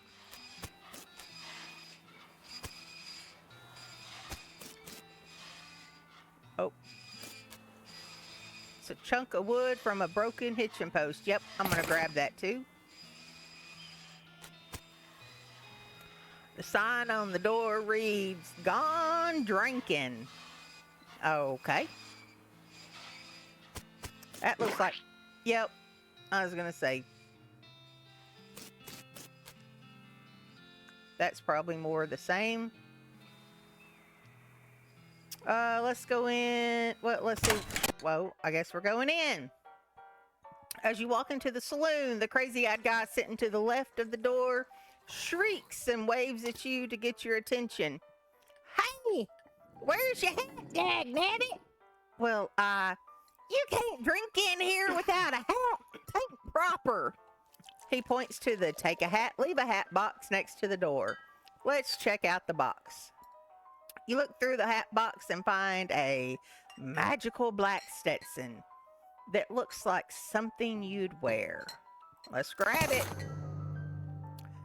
You put on an item, barely enchanted hat. You grab the hat and put it on. Thanks, Pete. Thanks, Pete. He gives you a friendly, if somewhat twitchy nod. "Say, gal." "Yeah?" "You heading west? If you want some company, I'd be more than happy to come along. Just let me know." "Well, no pressure." "All right, I'll keep that in mind." Yeah, he looks a little twitchy. Spit. I don't know. Let's go check out these people playing some poker. These two are playing poker, or at least trying to. They keep looking back and forth from their hands to how to play poker card that came with their deck, biting their lips and concentrating real hard.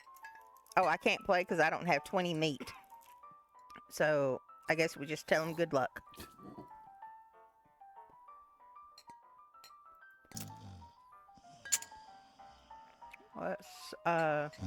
This guy's sleeping.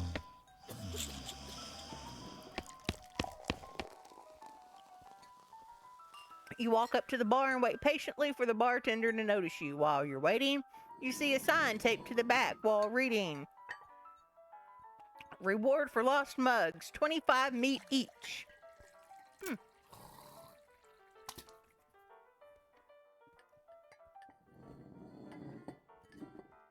The bartender finally notices you.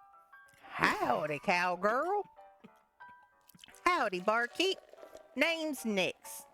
What brings you to our little backwater?" "Yeah, let's ask about work." "Oh, the usual. I came out west to make my fortune. Not having much luck so far, though. Any work around these parts?" "Unfortunately, Boring Springs already has more people in it than jobs. It's more of a errand town, if you catch my meaning. If you're looking for a real job, I'd recommend talking to the railroad people up in Dirtwater." Well, let's ask about the railroad. "The railroad? The Manifest Destiny Railroad Company from back east. They're trying to run a line to Frisco and having a heck of a time doing so." "Are they hiring?" "Oh, I reckon they're always hiring for one thing or another. Big company like that." Dirtwater? Dirtwater is interesting. That's far enough west that it's still more or less exempt from the rule of law, but not so far west that it's been burned to the ground by the damned cows. Lots of opportunity there. She pauses for a few seconds, lost in thought. Yep, if I were a younger woman, I'd probably head that way myself. So ask about errands. You mentioned errands? Yeah, this forsaken Burge is always falling apart in one way or another. The hostler's always needing help since he hurt his leg, and that no-count sheriff could certainly stand to have somebody doing his job for him. Anything else? Well, I've got a goblin loose in the basement. Some cowpoke in from the gulch didn't wipe his boots off. Uh-oh. And got spores everywhere. I don't know that I can handle a goblin. I mean, we can try it if...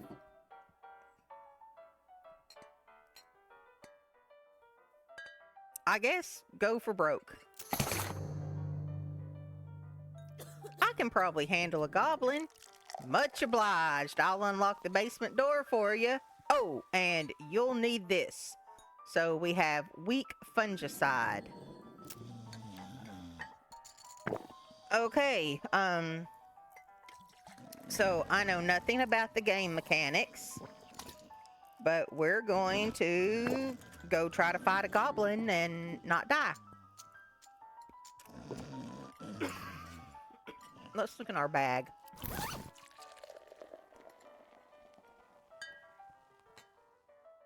A barely enchanted hat. No lapel, no pistol.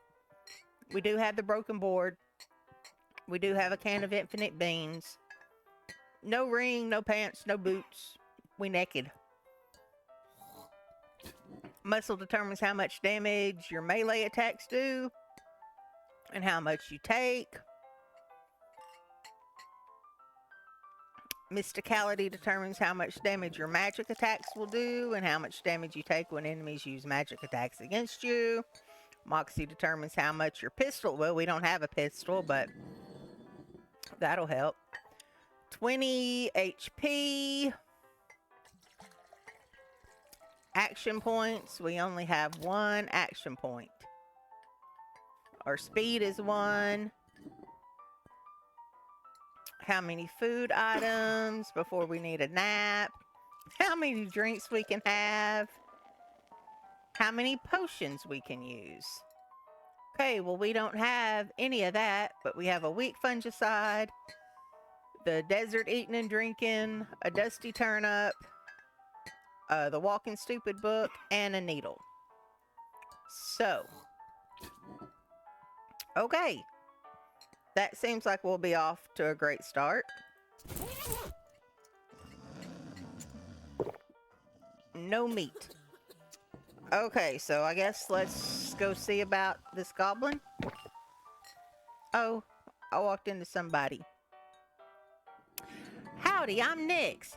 Howdy, Nix. I'm Horace. Nice to meet you. What do you do? I'm the town hustler. Okay, well, I don't know what that is. I'm the town horse selling guy. Ah, how's that working out for you? Oh, those horses are just flying out the door. So business is booming. Nice. No, I mean the horses keep running away. I haven't sold one in ages. Oh, is that why you're drinking instead? Yep. And me being in here drinking instead of watching the horses is probably how they keep escaping. It's one of those vicious circle things. Well, I'm in need of a horse. Do you have any left? One. Kind of a boring one, but it's got 4 legs and a back to sit on. Come see me at the stable. I'll be happy to show it to you. Okay. She doesn't look happy. I guess I need to go see about... What's this? What's this? Yeah, I'm gonna take an old newspaper. Boring Springs Gazette, April 20th, 1985. Okay.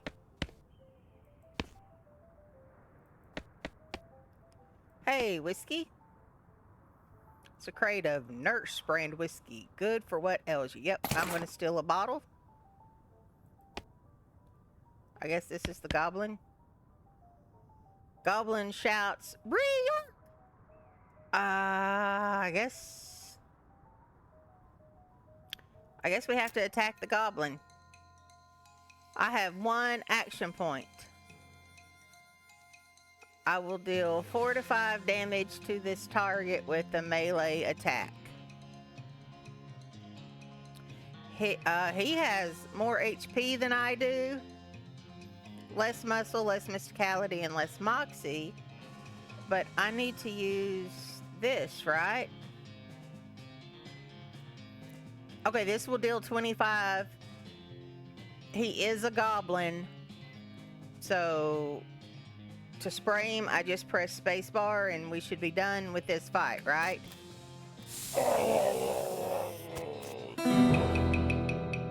Hey, we won. Woo, yeehaw! Skilled up. Gumption level 2. Okay, is there anything else I can get down here? Was that it?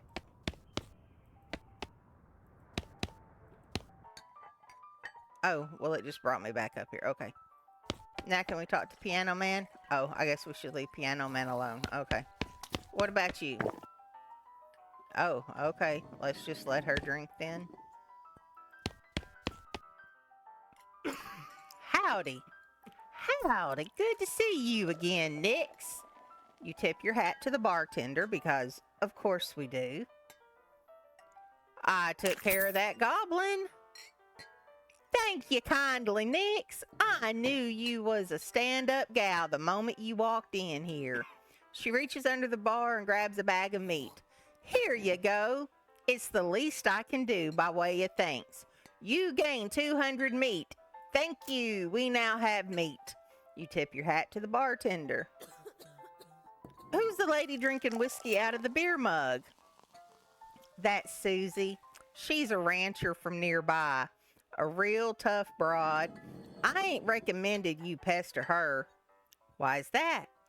Lost her whole family to a cow attack recently. Got some pent-up frustrations about it.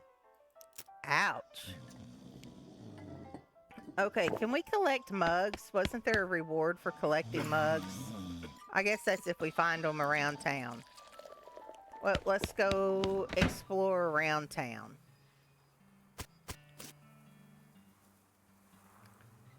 Well, it said the sheriff needs help, but you just bathing. The doctor's closed. Oh, that's leaving town. What's this? Some loose dirt. I don't guess I need any. That cactus has a face.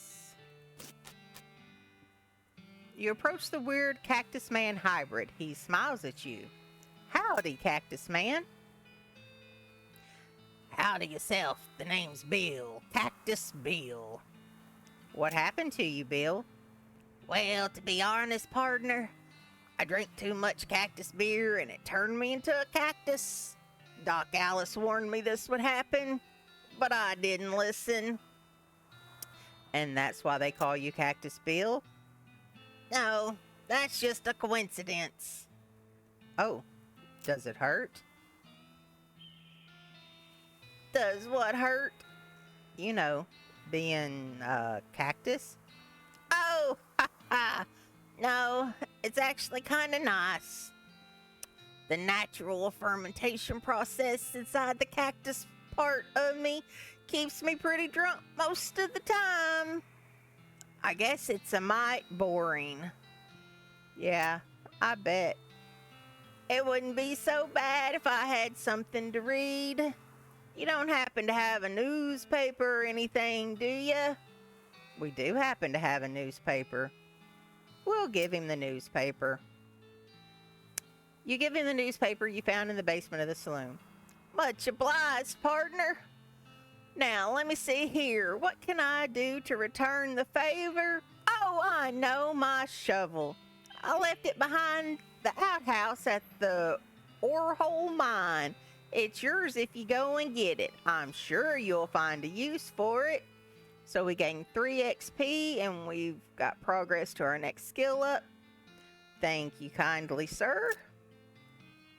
Behind the outhouse at the ore hole mine. Got it. Thanks, Bill. Don't mention it. Now, if you could just kind of stick that newspaper to my face before you leave. Stick the newspaper to him. Okay, so we go to the mine, we get the shovel, then I bet we can come back and dig up this loose dirt. I hear... Oh, it's this guy again. You talking now? I'll tell you when I had enough. Okay. Get lost. I don't want to trade anything right now. I guess let's see what the sheriff's up to. Boring Springs Sheriff Office. Wanted for bird theft. Naked Mike Bernstein. Reward 200 meat. Apply in person at the human marshal's office. Wanted poster artist. Oh, somebody to draw the wanted posters. And Bimmy Fricker for face thieving? That doesn't sound at all okay. Howdy, stranger. Welcome to Boring Springs. I'm the sheriff in these parts. He looks very concerned. The what? He sighs. The sheriff, okay? Blasted sign painters. Say, you wouldn't happen to be looking for work, would ya? It probably depends on the work, but I mean, we're here, we might as well. Sure, as a matter of fact. Great, 'cause I happen to have some. There's a gang of hoodlums around here what call themselves the Fricker Gang. Last time I arrested one of them, they busted him out and took my cell door with them. It ain't, well, it ain't much good without the door. And I need somebody tough, smart, and or slick to go fetch it back for me. Why don't you do it? You're the sheriff after all. I gotta stay here and practice my chair tipping. Oh, good grief. I'll give it a shot. Funny you should say that, 'cause I'm sending the deputy along with you to keep you out of trouble. He takes a pistol out of his desk and hands it to you. That's the deputy. You've got an item. Deputy pistol. Deputy? You deputized a gun? You're new in town. Maybe you ain't noticed, but there ain't much to do here except drink. Here, let me write down where the Frickle Gang hideout is for you.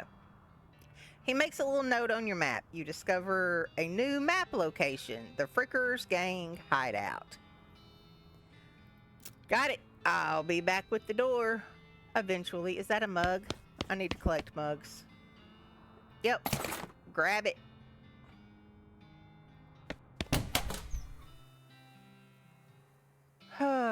Now, well, we have a new location on the map. I'm not ready to go places yet. Yep.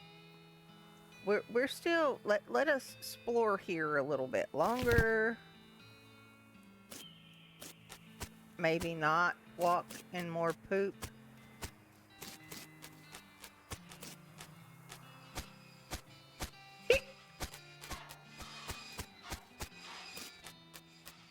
Oh, we don't want to go that way. I don't guess there's much we can do except I can go get a horse. 1,000 meat! Oh, good grief. let me search your haystack. I guess all we find in them is needles. Yep, I've got more needles than I need. Okay, well, we're not ready to buy a horse yet.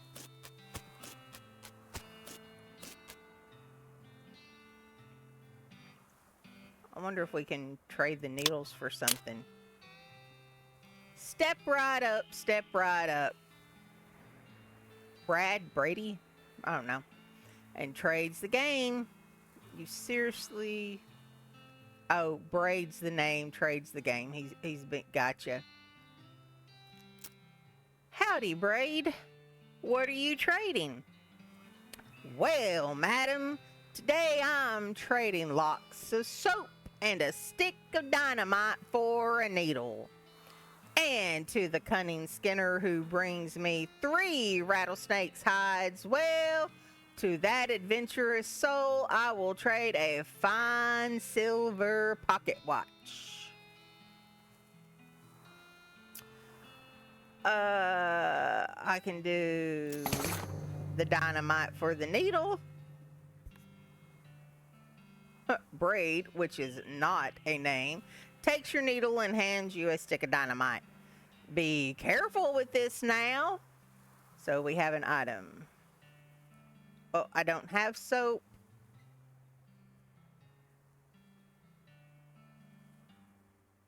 Oh, well, I don't have Dickerin, so I guess that's all I can do right now. A gun? You didn't say anything about having a gun. Well, I guess I have a gun, so. Do you just go back and forth through town? I guess you do. Oh, now you're gonna beg my pardon, huh? Okay. I don't know that I can defeat a gang yet. I guess we're gonna try or die, right?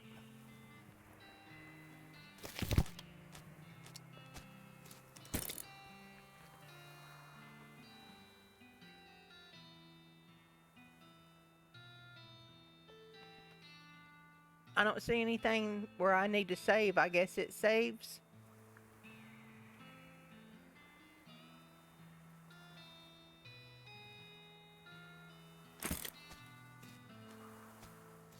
Okay. Let's go try not to die.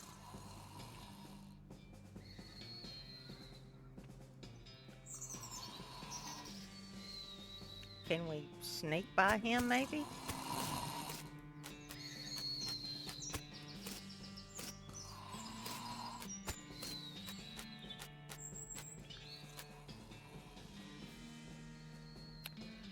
Random stuff. Finders keepers.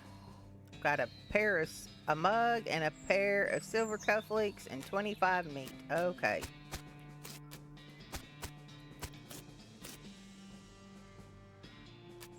Is any of this?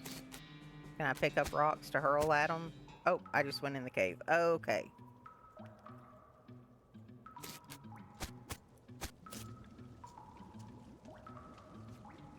Let's see. No.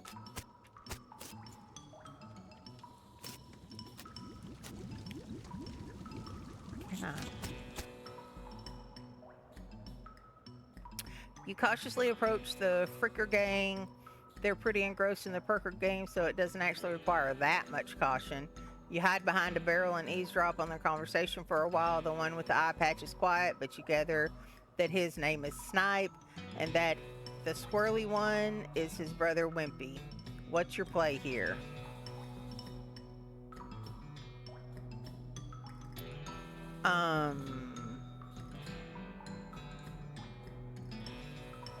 Leave without alerting them?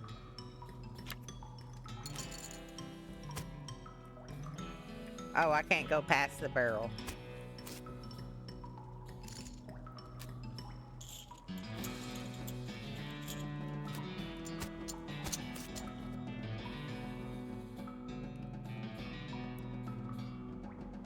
I guess I approach them and talk. Howdy, boys. Deal me in? The one with the eye patch raises an eyebrow. Who are you? How'd you get past Thud and Soapy? What do you want? Yeah, let's go with, it's Bimmy. Your sister? He squints at you. Bimmy? You ain't Bimmy.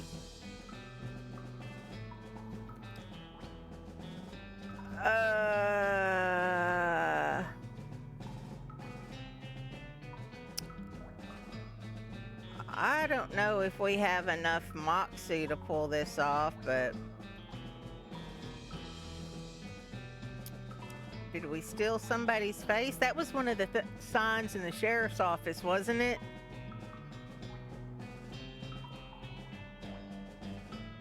Yeah, I'm gonna try that. It's me, I stole some Rube's face. Ha! You always did have a knack for face rustling. What's new? We gotta get out of here fast. The Pinkertons are on us, and they'll be here any minute. Dagnabbit, come on, Snipe. Let's hightail it. I'll catch up. Wimpy nods. He and Snipe hurriedly pack up their belongings and flee the cave. You congratulate yourself on your attentiveness, memory, and strong interpersonal skills. We gain 10 XP. Mysticality level 2. So let's grab the door and skedaddle.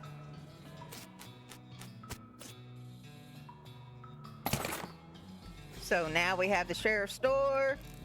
I guess we have to get out of the cave probably before we can take it back to him.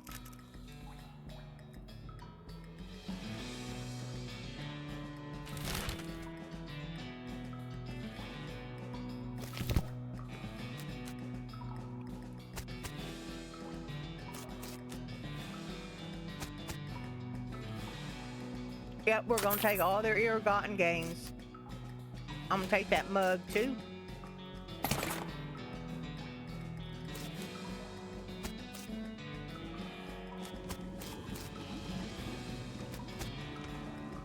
Yeah, I don't want to wake him.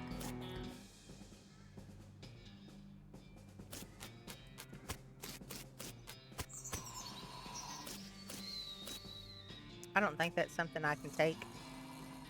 It's a beer barrel cactus. Oh.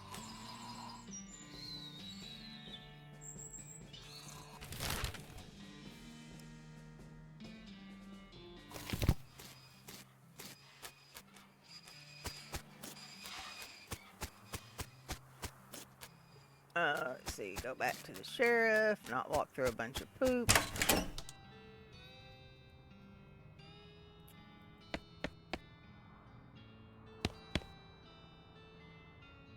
I see the Fricker gang hasn't put a stop to your breathing. Did you rescue my cell door? You hand the sheriff his door and he hangs it back on its hinges. Nice work, stranger. This here prison cell just got about 4 times more secure. Are there any thicker boys left for me to round up? Yeah, 1 or 2. They're asleep on the job. I'll go round them up shortly then. Looks like I owe you a reward. He produces a big bag of meat. You gain 400 meat. Woo! Got another little task for you. If you got the time. Should be a lot simpler than the last one. What you need? Well, the Fickers busted the lock when they took the door. Gonna need a new lock. I'll keep an eye out for a new lock. Yeah, see, one of these said something about, yeah, Bimmy for face thieving. So that worked out well.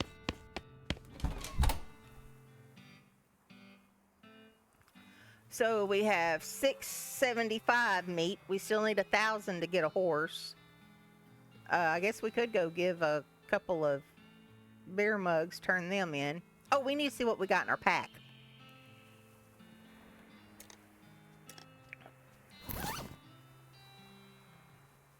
3 mugs, 2 more needles,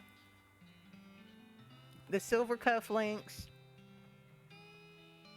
the dynamite dusty turnip, the whiskey, and the 2 books.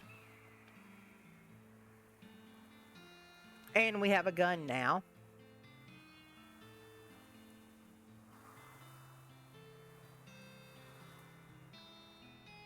And we leveled up our mysticality.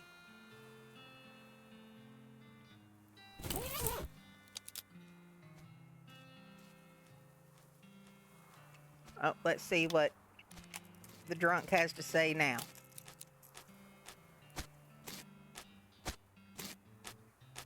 Oh, were we not close enough? Hey, watch it, Missy. Man of few words, but many emotions. Or many beers.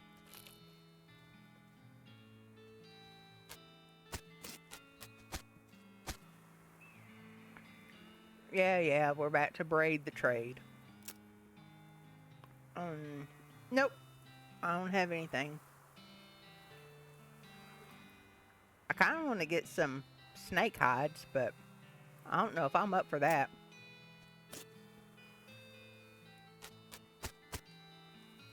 And that's still closed. I do need to find out where the mine is and the shovel. I stepped in it again.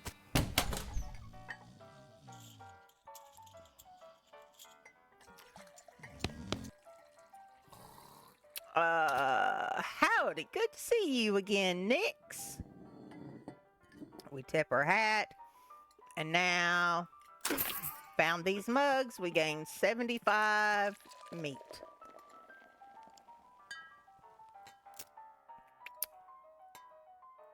Okay, we said howdy.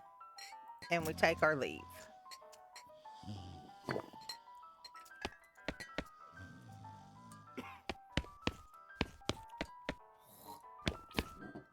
I guess we still need to leave him alone.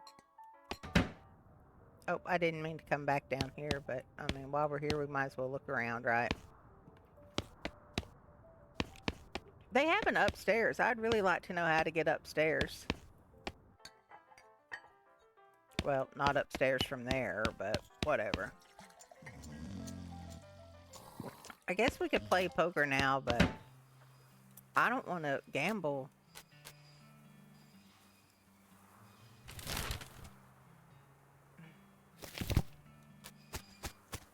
So what missions do we have now?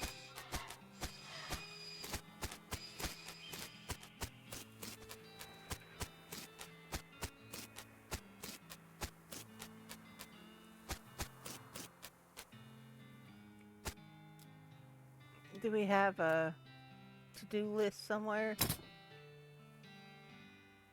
Beanslinger, stomach, HP, speed, spell damage, base level, so we've leveled up a little bit. Grit, gumption, glamour. We're a 1 out of 7 hellbender and outfoxing. Lava Fava and Bean Shield. Okay. No perks. No, I'm looking to see if there's like a to-do list. You know, because that would be...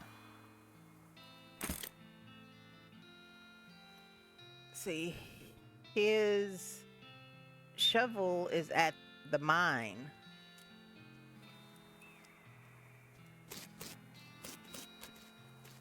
Behind the outhouse at whatever that mine is.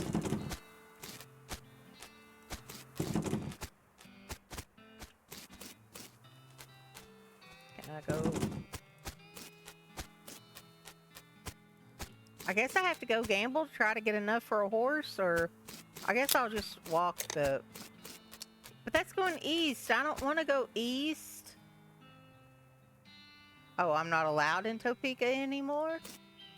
Nope, I don't remember.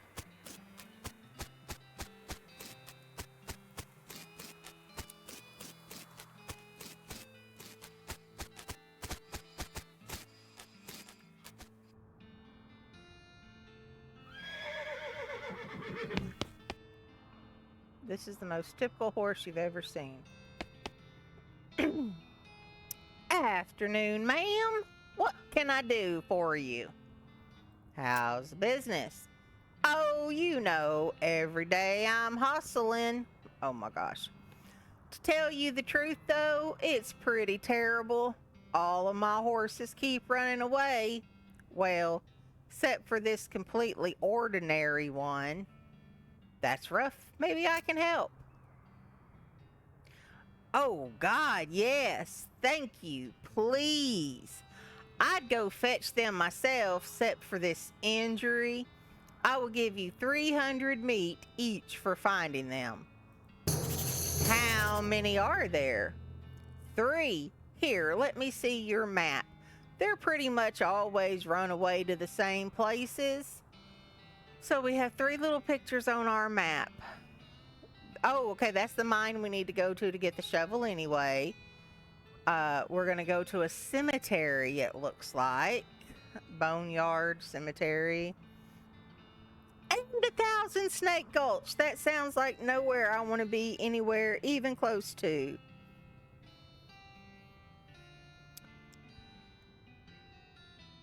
So that's... Okay, why these places?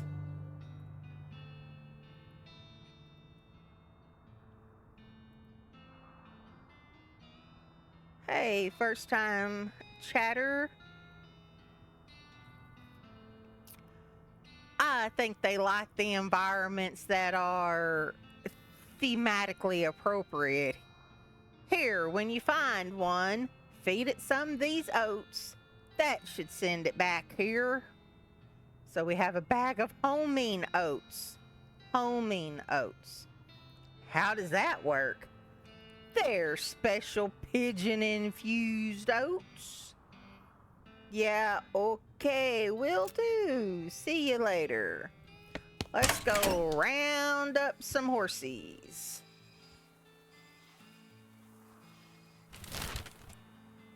So let's go to the mine first.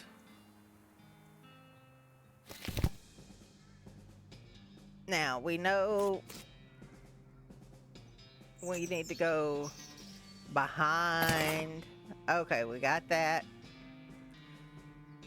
Hey, he wasn't kidding. Not that this would have been a funny thing to kid about, I guess. There's still some meat ore. Yeah, let's dig through it. Woo, we got 50 more meat. Works for me. Oh, I see a mug. Yep, we gonna grab it. What? Yeah. I guess it's in the mine? Fine.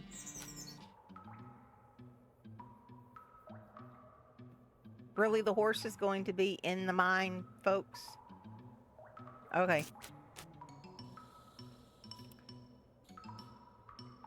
Instructions for the cargo. Cargo elevator control. A poster on the wall behind it reads 1. Blasting cap storage. 2. Plungers, both kinds. 3. Tools. Where do you want to send the cargo elevator? Let's just leave the elevator alone. I'm just looking for a horse, thank you.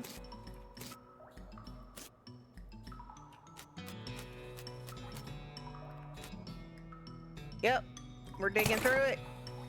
Unrefined meat nugget. Okay.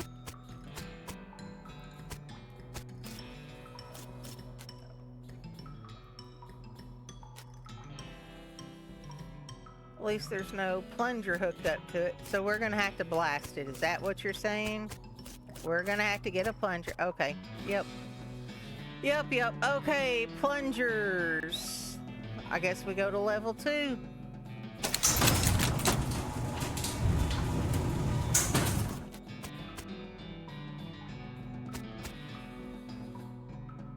Plungers. The sign lied, though. There's only one kind. We're gonna take one.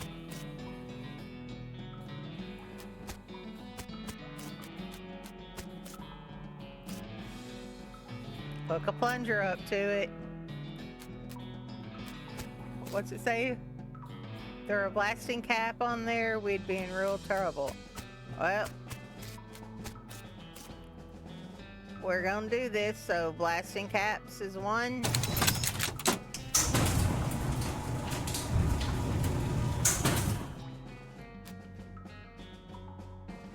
All these crates are labeled blasting caps.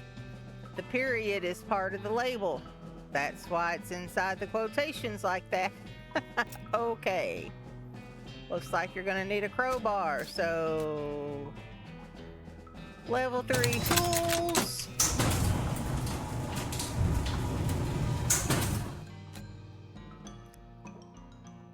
Ah! We're gonna pick the lock and lose the needle, so we got a crowbar.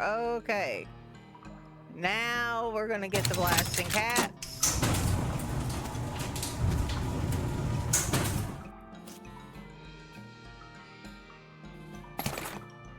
Okay.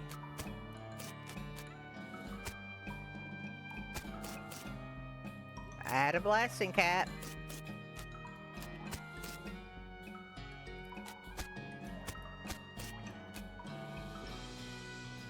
I think this is a bad idea.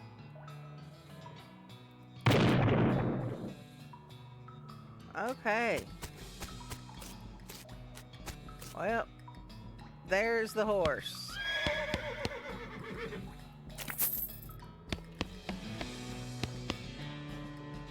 Gonna approach her.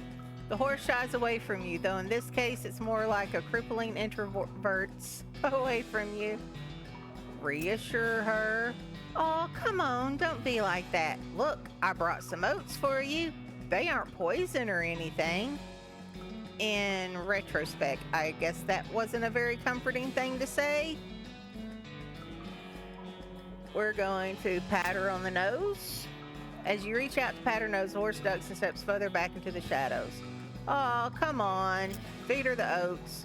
You take a handful of oats out of the bag and hold them out to the horse. Here you go. Yum, yum. She slides away from you warily and makes a surprisingly good attempt at hiding in her own shadow. Oh, come on, please. Really we're gonna eat the oats ourselves. Look, they're fine. Okay, see? You take a handful from the bag and toss them in your mouth. Ugh.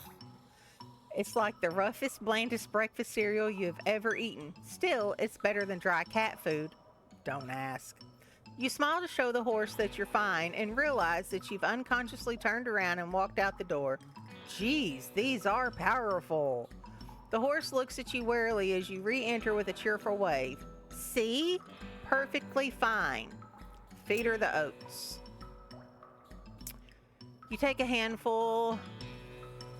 Here you go, yum yum. Slides away warily. So let's try to pat her on the nose. The horse hunches her shoulders and seems to shrink slightly as you pat her nose, but she doesn't actually flee, so that's something. There's a good girl. Now feed her the oats. The horse finally seems to relax enough around you, so you offer her a handful of the oats. Warily, begrudgingly, she eats them. Then she gestures at something behind you. You turn around to look, but don't see anything. When you turn back, she's gone. Well, okay then.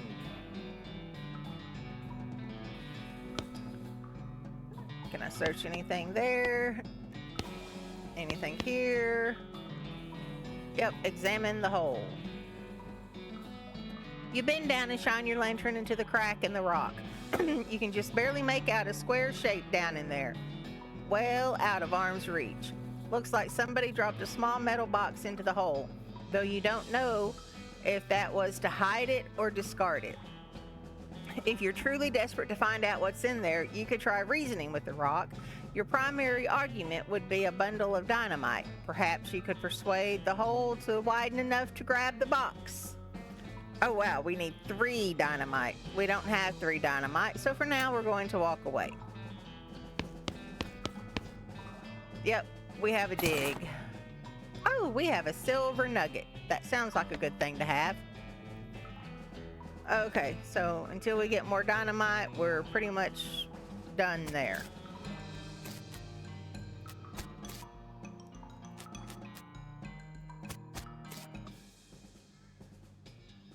And I think that's all for here anyway.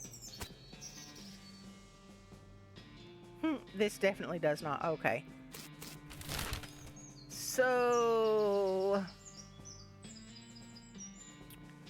I guess we can go back and collect on that horse and then go probably to the boneyard next. Yeah.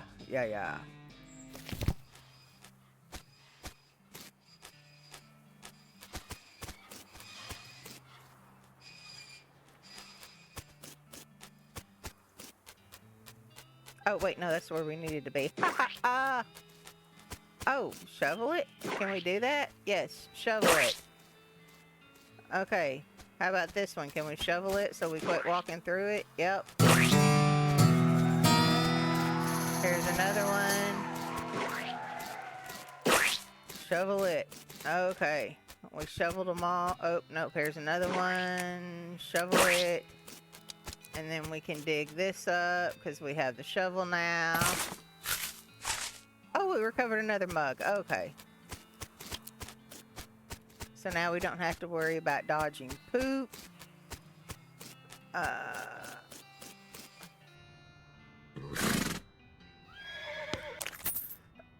Gained 300 meat. I don't know how you spotted her hiding in that mine, but thanks for sending her back. For sending back my dark horse. No,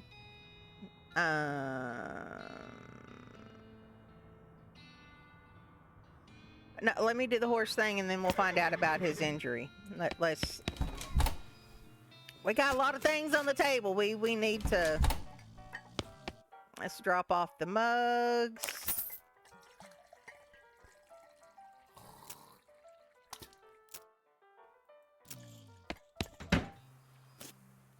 Okay, so now. Yep.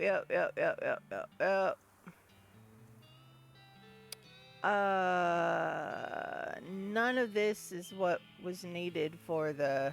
Yeah, no. Okay. Well, let's go see. Make sure there's nothing he wants to trade. Yeah, we know that's not your real name. Nope. Soap and Dickerin. Okay. So, let's go to the cemetery. Oh, a mug. Yep, grab it. Our founder, Zethina Boring. But he was actually a really interesting guy.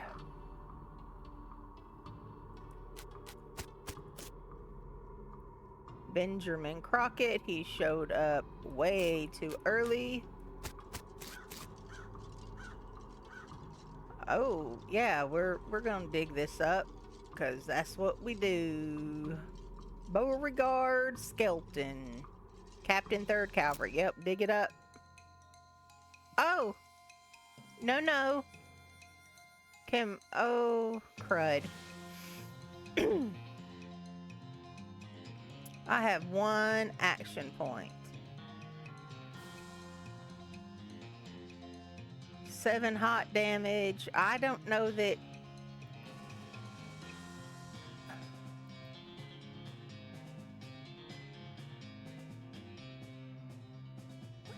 It would increase my armor. I may need it. Well, we don't want to lose. This does 3 to 4 damage. Both of these do 3 to 4 damage. Sure. 7, really?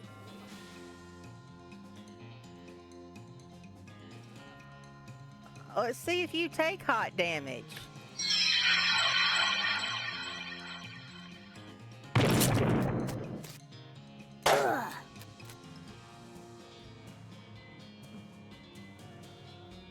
Okay, I have no action, so I can shoot or I can whack him.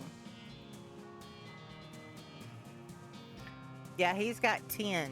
I should have done some armor. I have no action point to do armor. I mean, my dynamite would get rid of him, but I'm gonna whack him. He's gonna kill me.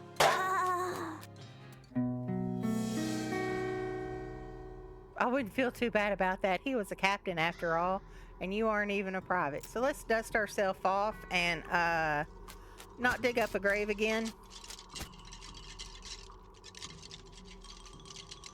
Okay, well, maybe we can scuffle this skeleton and...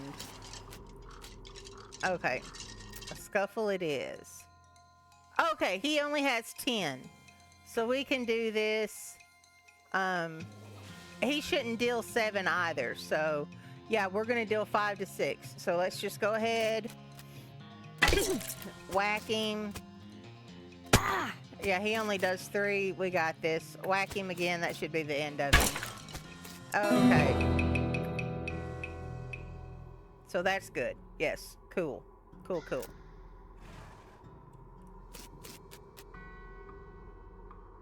Okay, horse. I'll come back to you. See if there's anything. No.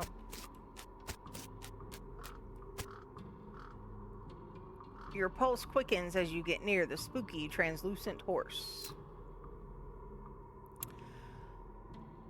You approach the weird, semi-transparent horse cautiously so as to not startle her, though you quickly come to the realization that this is not a horse that startles easily. Hello there. Hi, I'm a friend, okay? Nay. That's a little strange. How you did that without opening your mouth. Try to pat her on the nose. You pat the horse's nose, which is very cold. If you were going to ride her, you would want an extra saddle blanket to keep your butt from freezing. So let's feed her some oats. Here you go, girl. Have some oats. You hold out a handful of oats for the horse, but she just sort of stares right through you. Brrr. Please don't look at me like that. Snort. Pat her on the nose again. Yep, still cold. Pat her on the nose again. Yep, still cold. Brrr. Try the oats again. You hold the oats out again, but the horse continues to ignore them. What's the matter? Are they not spooky enough? I'm not sure how to make oats spooky. I guess I could put some bone meal on them, but I don't have anything handy to grind up bones with. Grave dirt? Weenie! Is that a yes? Weird. Okay. Add some grave dirt to the oats. You sprinkle the oats with just a little bit of grave dirt and hold them out again. The horse gazes expressionlessly at them, then eats them. Nay. And with that, she glides away in the direction of town. Bizarre. Okay, so we're not messing with Captain until we get something better or some more HP or something. So let's go back to town. Can I dig up that? Nope, okay.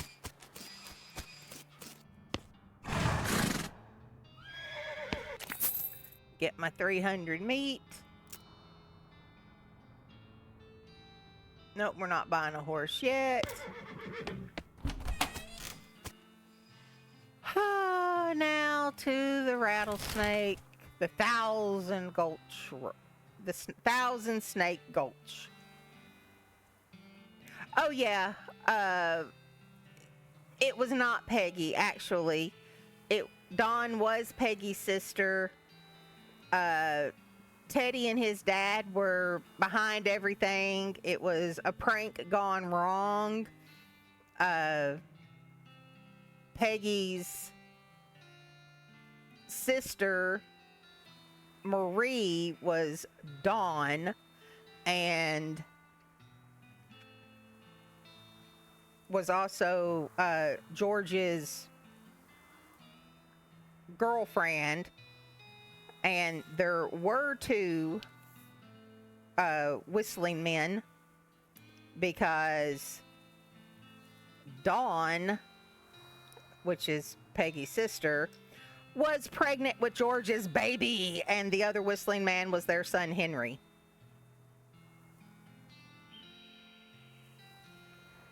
And that's how they got everywhere so quickly, because there was two of them running around. And we wound up saving Teddy, but I'm not so happy we did. He was really a jerk. I wouldn't have been too sad if he died, but I didn't want to let him die just because. So, yeah. But, nope. Peggy didn't know anything about it. Peggy was surprised it was her sister. The parents kind of kicked her out. Yes, Doggo was completely okay. They call back and give us some information on what went down, but Maxie was perfectly fine. Absolutely, perfectly wonderful Maxie. I'm glad you're here if you're going to be here a little while, because this is a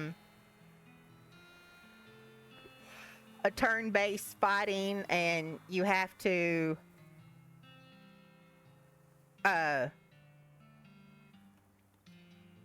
plan your attacks, and there's Moxie and well, here, let me hop out of the map, and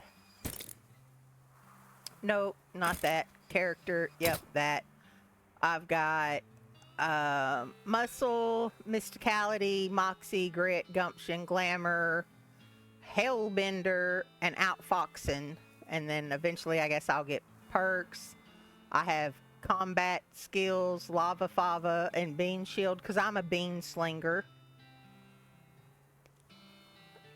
Yeah, I know you don't play a lot of turn-based, but you know more about all this than I do, so maybe you can help me out. But right now I have to go rescue a horse from the Thousand Snakes Gulch and send it back to the horse owner in town. Yeah, well, I would like to murder them, but my gun doesn't even do too much damage, so. Snakes. I don't like snakes. Wait, one of these rocks, what? Is really shiny. Yep, grab it. It's a shiny rock. Okay. Ow! Okay, so don't walk into the cactus. Snake looks sleepy, but not that sleepy. I need 3 snake skins to trade, so let's attack it. Let's see. Oh, it's only 10. Okay, maybe I can do this. Maybe I can do this. 5 to 6. That's going to be 5 to 6. I could almost kill it, but I only have 1 action point. Or I can do my bean shield, which will give me 4. Let's see how hard it attacks. Let's go for it. Oh, okay. It's only 1 HP. Yeah, no. Yep, attack. Full on. Yay! 1 dead snake. Yep. Snake murdering Nyx. Okay. Ow! Why am I walking into cacti? Let's look at this one. Another snake? Well, I guess it's not called One Snake Gulch. Let's see if this one's not sleepy though. Ah, it's 15. Let's go for it. Whack them with a stick. Ah, you did 3. Ah. Oh, and poison. Oh, you fucker.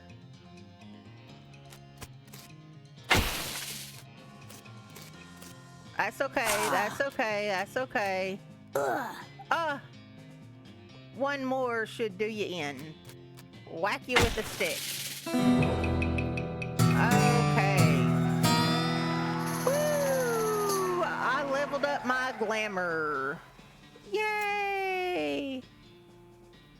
Okay, could we not walk into the cactus? Keep going, keep going. Oh, this snake looks really angry. Gonna need every trick in the book to beat this one. Okay, I'm good at tricks. Oh, it got me first. Ah, that's not nice. Okay, I'm gonna have to lava fava it. Yeah. To have any hope, I've got to take the big hit out. Ah! Ugh. Yeah, I don't have... Okay, well... I may not beat this one, y'all. I'm gonna shoot it, though. I think it's gonna kill me. I think it's gonna do me in before I can do for it. I don't want to use my dynamite.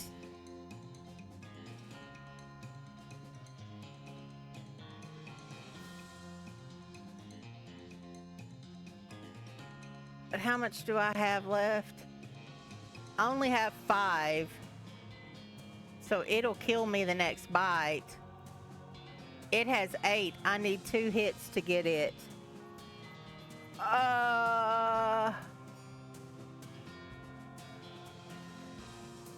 Maybe I'm gonna get lucky.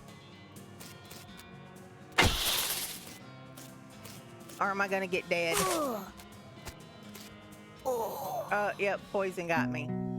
Okay, that's okay. Yeah, I'm lying on a stick of dynamite. Okay, okay, I'll use my dynamite. I hear ya. Fine.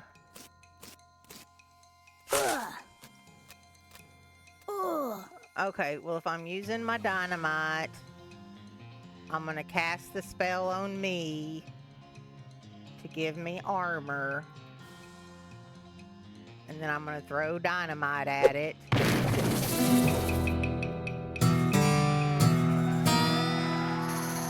Yup. Fine, fine. Make me use my dynamite. I was saving that for something. Oh, that horse looks a little unstable. Is there anything back here besides cactus? Okay, no. Okay, approach the horsey. Hi there, boy. Hey, fella. I'm a friend, okay? It's cool, all right. Be cool. Don't freak out on me. Winnie. Yeah, this one, he got some problems. I mean, we can try to look him in the eyes, but look how those eyes are going. You calmly look the horse in the eyes. One of them is fixed in a glassy 1,000-yard stare, and the other is revolving madly in its socket, like he's thinking of trying to escape in every direction simultaneously. He looks to be calming down a little now, and it's clear you aren't actually made of spiders, though. What? Oh, now that it's clear you aren't actually made of spiders. Okay. We're going to try to pat his nose. That's a good boy. Yeah. Are you hungry, boy? I've got a little treat for you. Snurf. You feed the crazy horse some of the homey notes, and it gallops away with a whinny, or rather a whinny.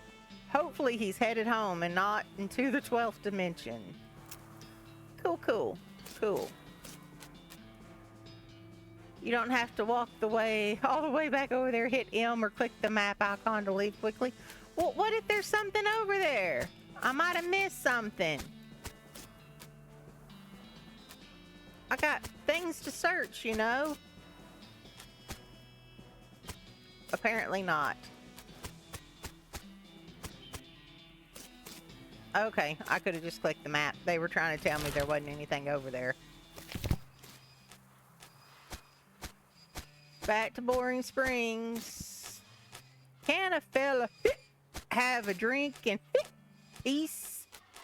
Fella, you've had more than a drink already. Yeah, that... Okay. You behold a pale horse, likely, like, absurdly pale. No, I was trying to go to him. Yes. Okay. Thanks for finding my crazy horse. He was eating loco weed again, wasn't he? Not that I noticed. That's all of them. I can't thank you enough. Here's a little extra meat for you. Woohoo, we got extra meat. Yep, you said something about being injured. Yeah, I busted my knee while mucking out the showroom. Don't ask how, it's embarrassing. I was gonna get Doc Alice to have a look at it, but she gave up doctoring. Well, why'd she do that? Nobody knows. She just shut herself up in her office, said she wouldn't talk to anyone except Nurse Whiskey. Is that an actual nurse, or... I'm pretty sure she was just being sarcastic. I see. Now, we have enough to buy a horse. Let's go see if... Well, let's turn in our mugs.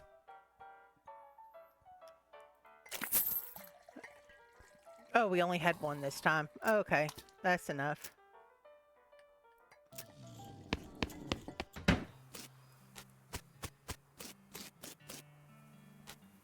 The sheriff. Oh yeah, we're supposed to be finding a lock for the sheriff. Oh, I have I can trade with Braid. What? I've got the rattlesnake hides. I should have them. Really? I killed them and I didn't even get the hides? That's dumb. Does that mean I have to go back? I still have a dynamite. Okay. The snakes aren't even here now. So why didn't I get the hides off of them? Ah. Fine. I guess we go talk to the doc.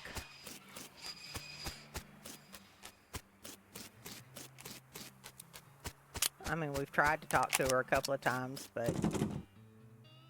Offer whiskey. What brand? Nurse Whiskey, your favorite, I'm led to believe. Don't know she makes house calls. Didn't know she makes house calls. All right, hold on. You hear a rattle as she unlocks the door. Hey, oh, she got some TNT. Don't mind me, I'm just gonna look around. Yeah, I think it should be a bit further from the fireplace, but the stove is spotless. Either she's really compulsive about cleaning or she never cooks. Ooh, bookshelf. Hi, Doc. Can I look at your books? Oh, not until I give you the whiskey. Okay, fine. I was snooping first. This vanity doesn't look like it's seen much use. Let's preen a little. Okay, so... Oh, an XP. You grab a pair of tweezers and pluck some of your more unsightly eyebrows. Okay, let's go give the doc her whiskey. Whiskey. Stat. I mean, we came in to give it to her. Might as well just give it to her. She cracks open the whiskey and fills a small flask she takes out of her pocket. She puts the flask back in her pocket and starts chugging out of the bottle. Jeez, Doc, that doesn't seem healthy. Who's the doctor here? Me or you? Okay, point taken. Now, can I look at your books? Sure, if you want to. Not that they're gonna do you much good in this doomed, forsaken hellhole. You should try being less cheerful, Doc. But let's check out the books. Survey the books. They're all medical textbooks except for a few. So, The Legend of Curly's Meat, The Life and Works of Fred Ferguson, The Goblinoid Tongues, a primer, Make Like a Tree and Leaf. So I'm guessing we're going to choose one of these, and it's going to lead us on an adventure or help us out in a later quest. So we've got The Legend of Curly's Meat, and since meat is like currency here, I'm guessing that's going to be a treasure. The Life and Works of Fred Ferguson. That sounds like information we might need for something. I guess this is going to teach us to speak Goblinoid, which might come in useful if we're talking to goblins. Or we leave empty-handed. So 1, 2, or 3. Any opinions?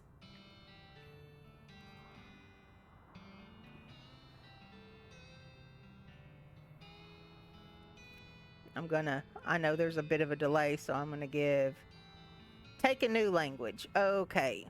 So we're gonna go for the Goblinoid tongues. Oh, it's a perk. Oh, do I get to do more? Okay. You start flipping through the Goblin language book. It's confusing at first, but you eventually get so engrossed that by the time you take a break from reading, several blurfs have passed, and you already know that blurf is the Goblin word for hour. You have learned to speak Goblin. Sort of.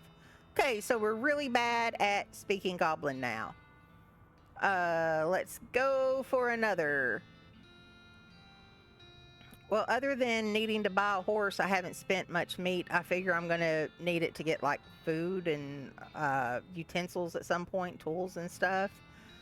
So let's do a treasure. The book tells the story of a legendary treasure, a massive chest full of premium meat, secreted in the hidden sense, not in the extruded sense, in the Western Desert by an old cowhand named Curly Butterfield. And let's look at the life and works of Fred Ferguson. Oh, we get XP. That's good. This book purports to be a Civil War surgeon's autobiography, but flipping through it, you mostly just find lists of reasons that drinking alcohol is bad. So it's actually a work of ludicrous speculative fiction. Haha. Some alcohol to excess, yes. But some alcohol in moderation is actually good for you, they say. At least there are some useful appendices in the back and some diagrams of appendices. Appendicize? Yeah, anyway. We got 3 XP, so we're 4 out of 10 to our next power up. So now I guess we make like a tree and leaf. Are we going to talk about this TNT? Let's go back and see if the doctor wants to talk now. Doc Alice continues to pour whiskey down her neck. I guess down her throat. Occasionally stopping to breathe. Is everything all right? That depends on how fast I can get this whiskey into my bloodstream compared to how fast my liver filters it out. And I can't talk and drink at the same time, so... She glares at you meaningfully. So what's the matter, Doc? What's the matter? The whole world's gone to hell in a horse cart, and you ask what's the matter? Bandits, cow demons, we hadn't seen cow demons. Dead men walking, we hadn't seen that either. Why don't you go ahead and pick one, and I'll drink to that? Yeah, dead men walking? You haven't seen it? Corpses and skeletons staggering around like puppets with half their strings cut, looking to take a bite out of the living. Well, there was that skeleton in the cemetery, but I didn't think much of it, actually. It's nice to get some outside confirmation that I'm not losing my damn mind. But how is that even possible? It isn't possible. It goes against everything I know about medicine. Dead patients don't get back up. Patients? Oh, ouch. Dr. Alice turns away, grimacing. Every doctor loses one now and again. You never get used to it, but, well, it happens. But what doesn't happen is them coming back afterwards and looking for revenge. That must be pretty rough. Rough? Missy, I don't think you comprehend the situation. It's not just patients. It's neighbors, friends, husbands. Oh, indeed. She turns away from you and focuses her attention back on the bottom. I might too. Anything else from her, or is she done with us? Dr. Alice sighs exasperatedly. What now? Do you have any idea what's causing the resurrections? Well, I heard a rumor. A rumor? What is it? It's when you get incomplete information from an unverified source. Anyway, what I heard is that there's a fella out west that's causing it. A necromancer, they call him. Supposedly, he's sending magic out into the world somehow. Magic like bean slingers use? I never heard of any bean slinger raising the dead, have you? Her scowl deepens. That'd be one hell of a can of beans. Okay, wait, now I gotta ask the other question. I know. Dr. Alice sighs exasperatedly. What now? What's the deal with all the TNT? It's so when I feel like I'm about to go, I can blow myself into bits so small there won't be nothing left to come back. That seems drastic. Drastic? Hell, no way am I taking the risk of becoming one of those things. Fair enough, I suppose. Well, now I gotta ask about the... Yeah. Dr. Alice sighs exasperatedly. What now? About the necromancer. Assuming he exists, what about him? Well, maybe someone ought to try and stop him. Doc Alice gives you a sharp look. You? Because I know you ain't talking about me. Why not you? A gray-haired old woman that knows as much about fighting as a squirrel knows surgery? Did you hit your head on a bar stool, kid? You aren't that old. And if I were going to pick someone to go up against a necromancer, it'd be someone who also knows about death, but in a scientific way. A doctor, right? Dr. Alice stares hard at you and takes a swig from her bottle, saying nothing. And it sounds to me like you've got plenty of motivation to get the job done. For your friends and everyone. She continues to look at you. You can see the gears turning in her head. Beats doing nothing anyway. Beats locking yourself in a house full of TNT and drinking yourself to death. You aren't even doing any doctoring anymore. She winces and looks away. Then she shakes her head slowly. You seriously expect me to ride out west by myself, chasing a rumor? Doesn't have to be by yourself. Are we gonna team up? I'm heading west too. Tag along with me and maybe we can find the guy and put a stop to him. It's crazy. Impossible. Impossible, like raising the dead is impossible. Alice crosses her arms and regards you thoughtfully. A spark slowly brightens in her eyes. All right, kid. What the hell? Let's give it a shot. Cool, cool, cool, cool. So it looks like maybe we just partnered up with Dr. Alice, but I'm gonna need 2 horses if we're both going, and I am $75 short. It's $1,000 a horse, so 2 horses would be, I'm sorry, meat. I'm 75 meat short. It's 1,000 meat a horse, and I'm down 75. So I dug this up over here, right? It was just a mug. Yep. Can I trade you anything yet? Nope, nope, nope. I still don't have a lock for the sheriff. I think I already turned in all the mugs I had.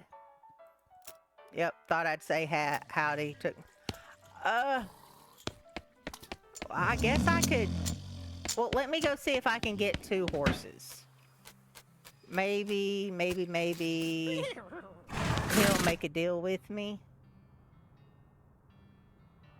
Yep, sell me a horse. Sure thing. I should warn you though, horses get mighty attached to the riders. Once you've bought one, you won't be able to change your mind later.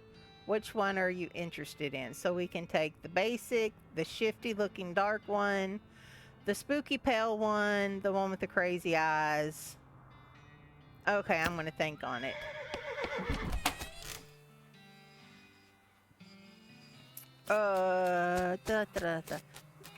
Let's see if the sheriff has anything else. Nope, we hadn't found you a lock yet. Still looking. I don't see any other mugs lying around. I need 3 more mugs. I can't go to Topeka. Okay, well, I am probably gonna call it there. Oh, hey, watch it, Missy. I still don't know what's up with that, but it doesn't let me do anything about that, so. And I can't have that rock either. Okay. So I think we're going to call it on West of Loathing for today.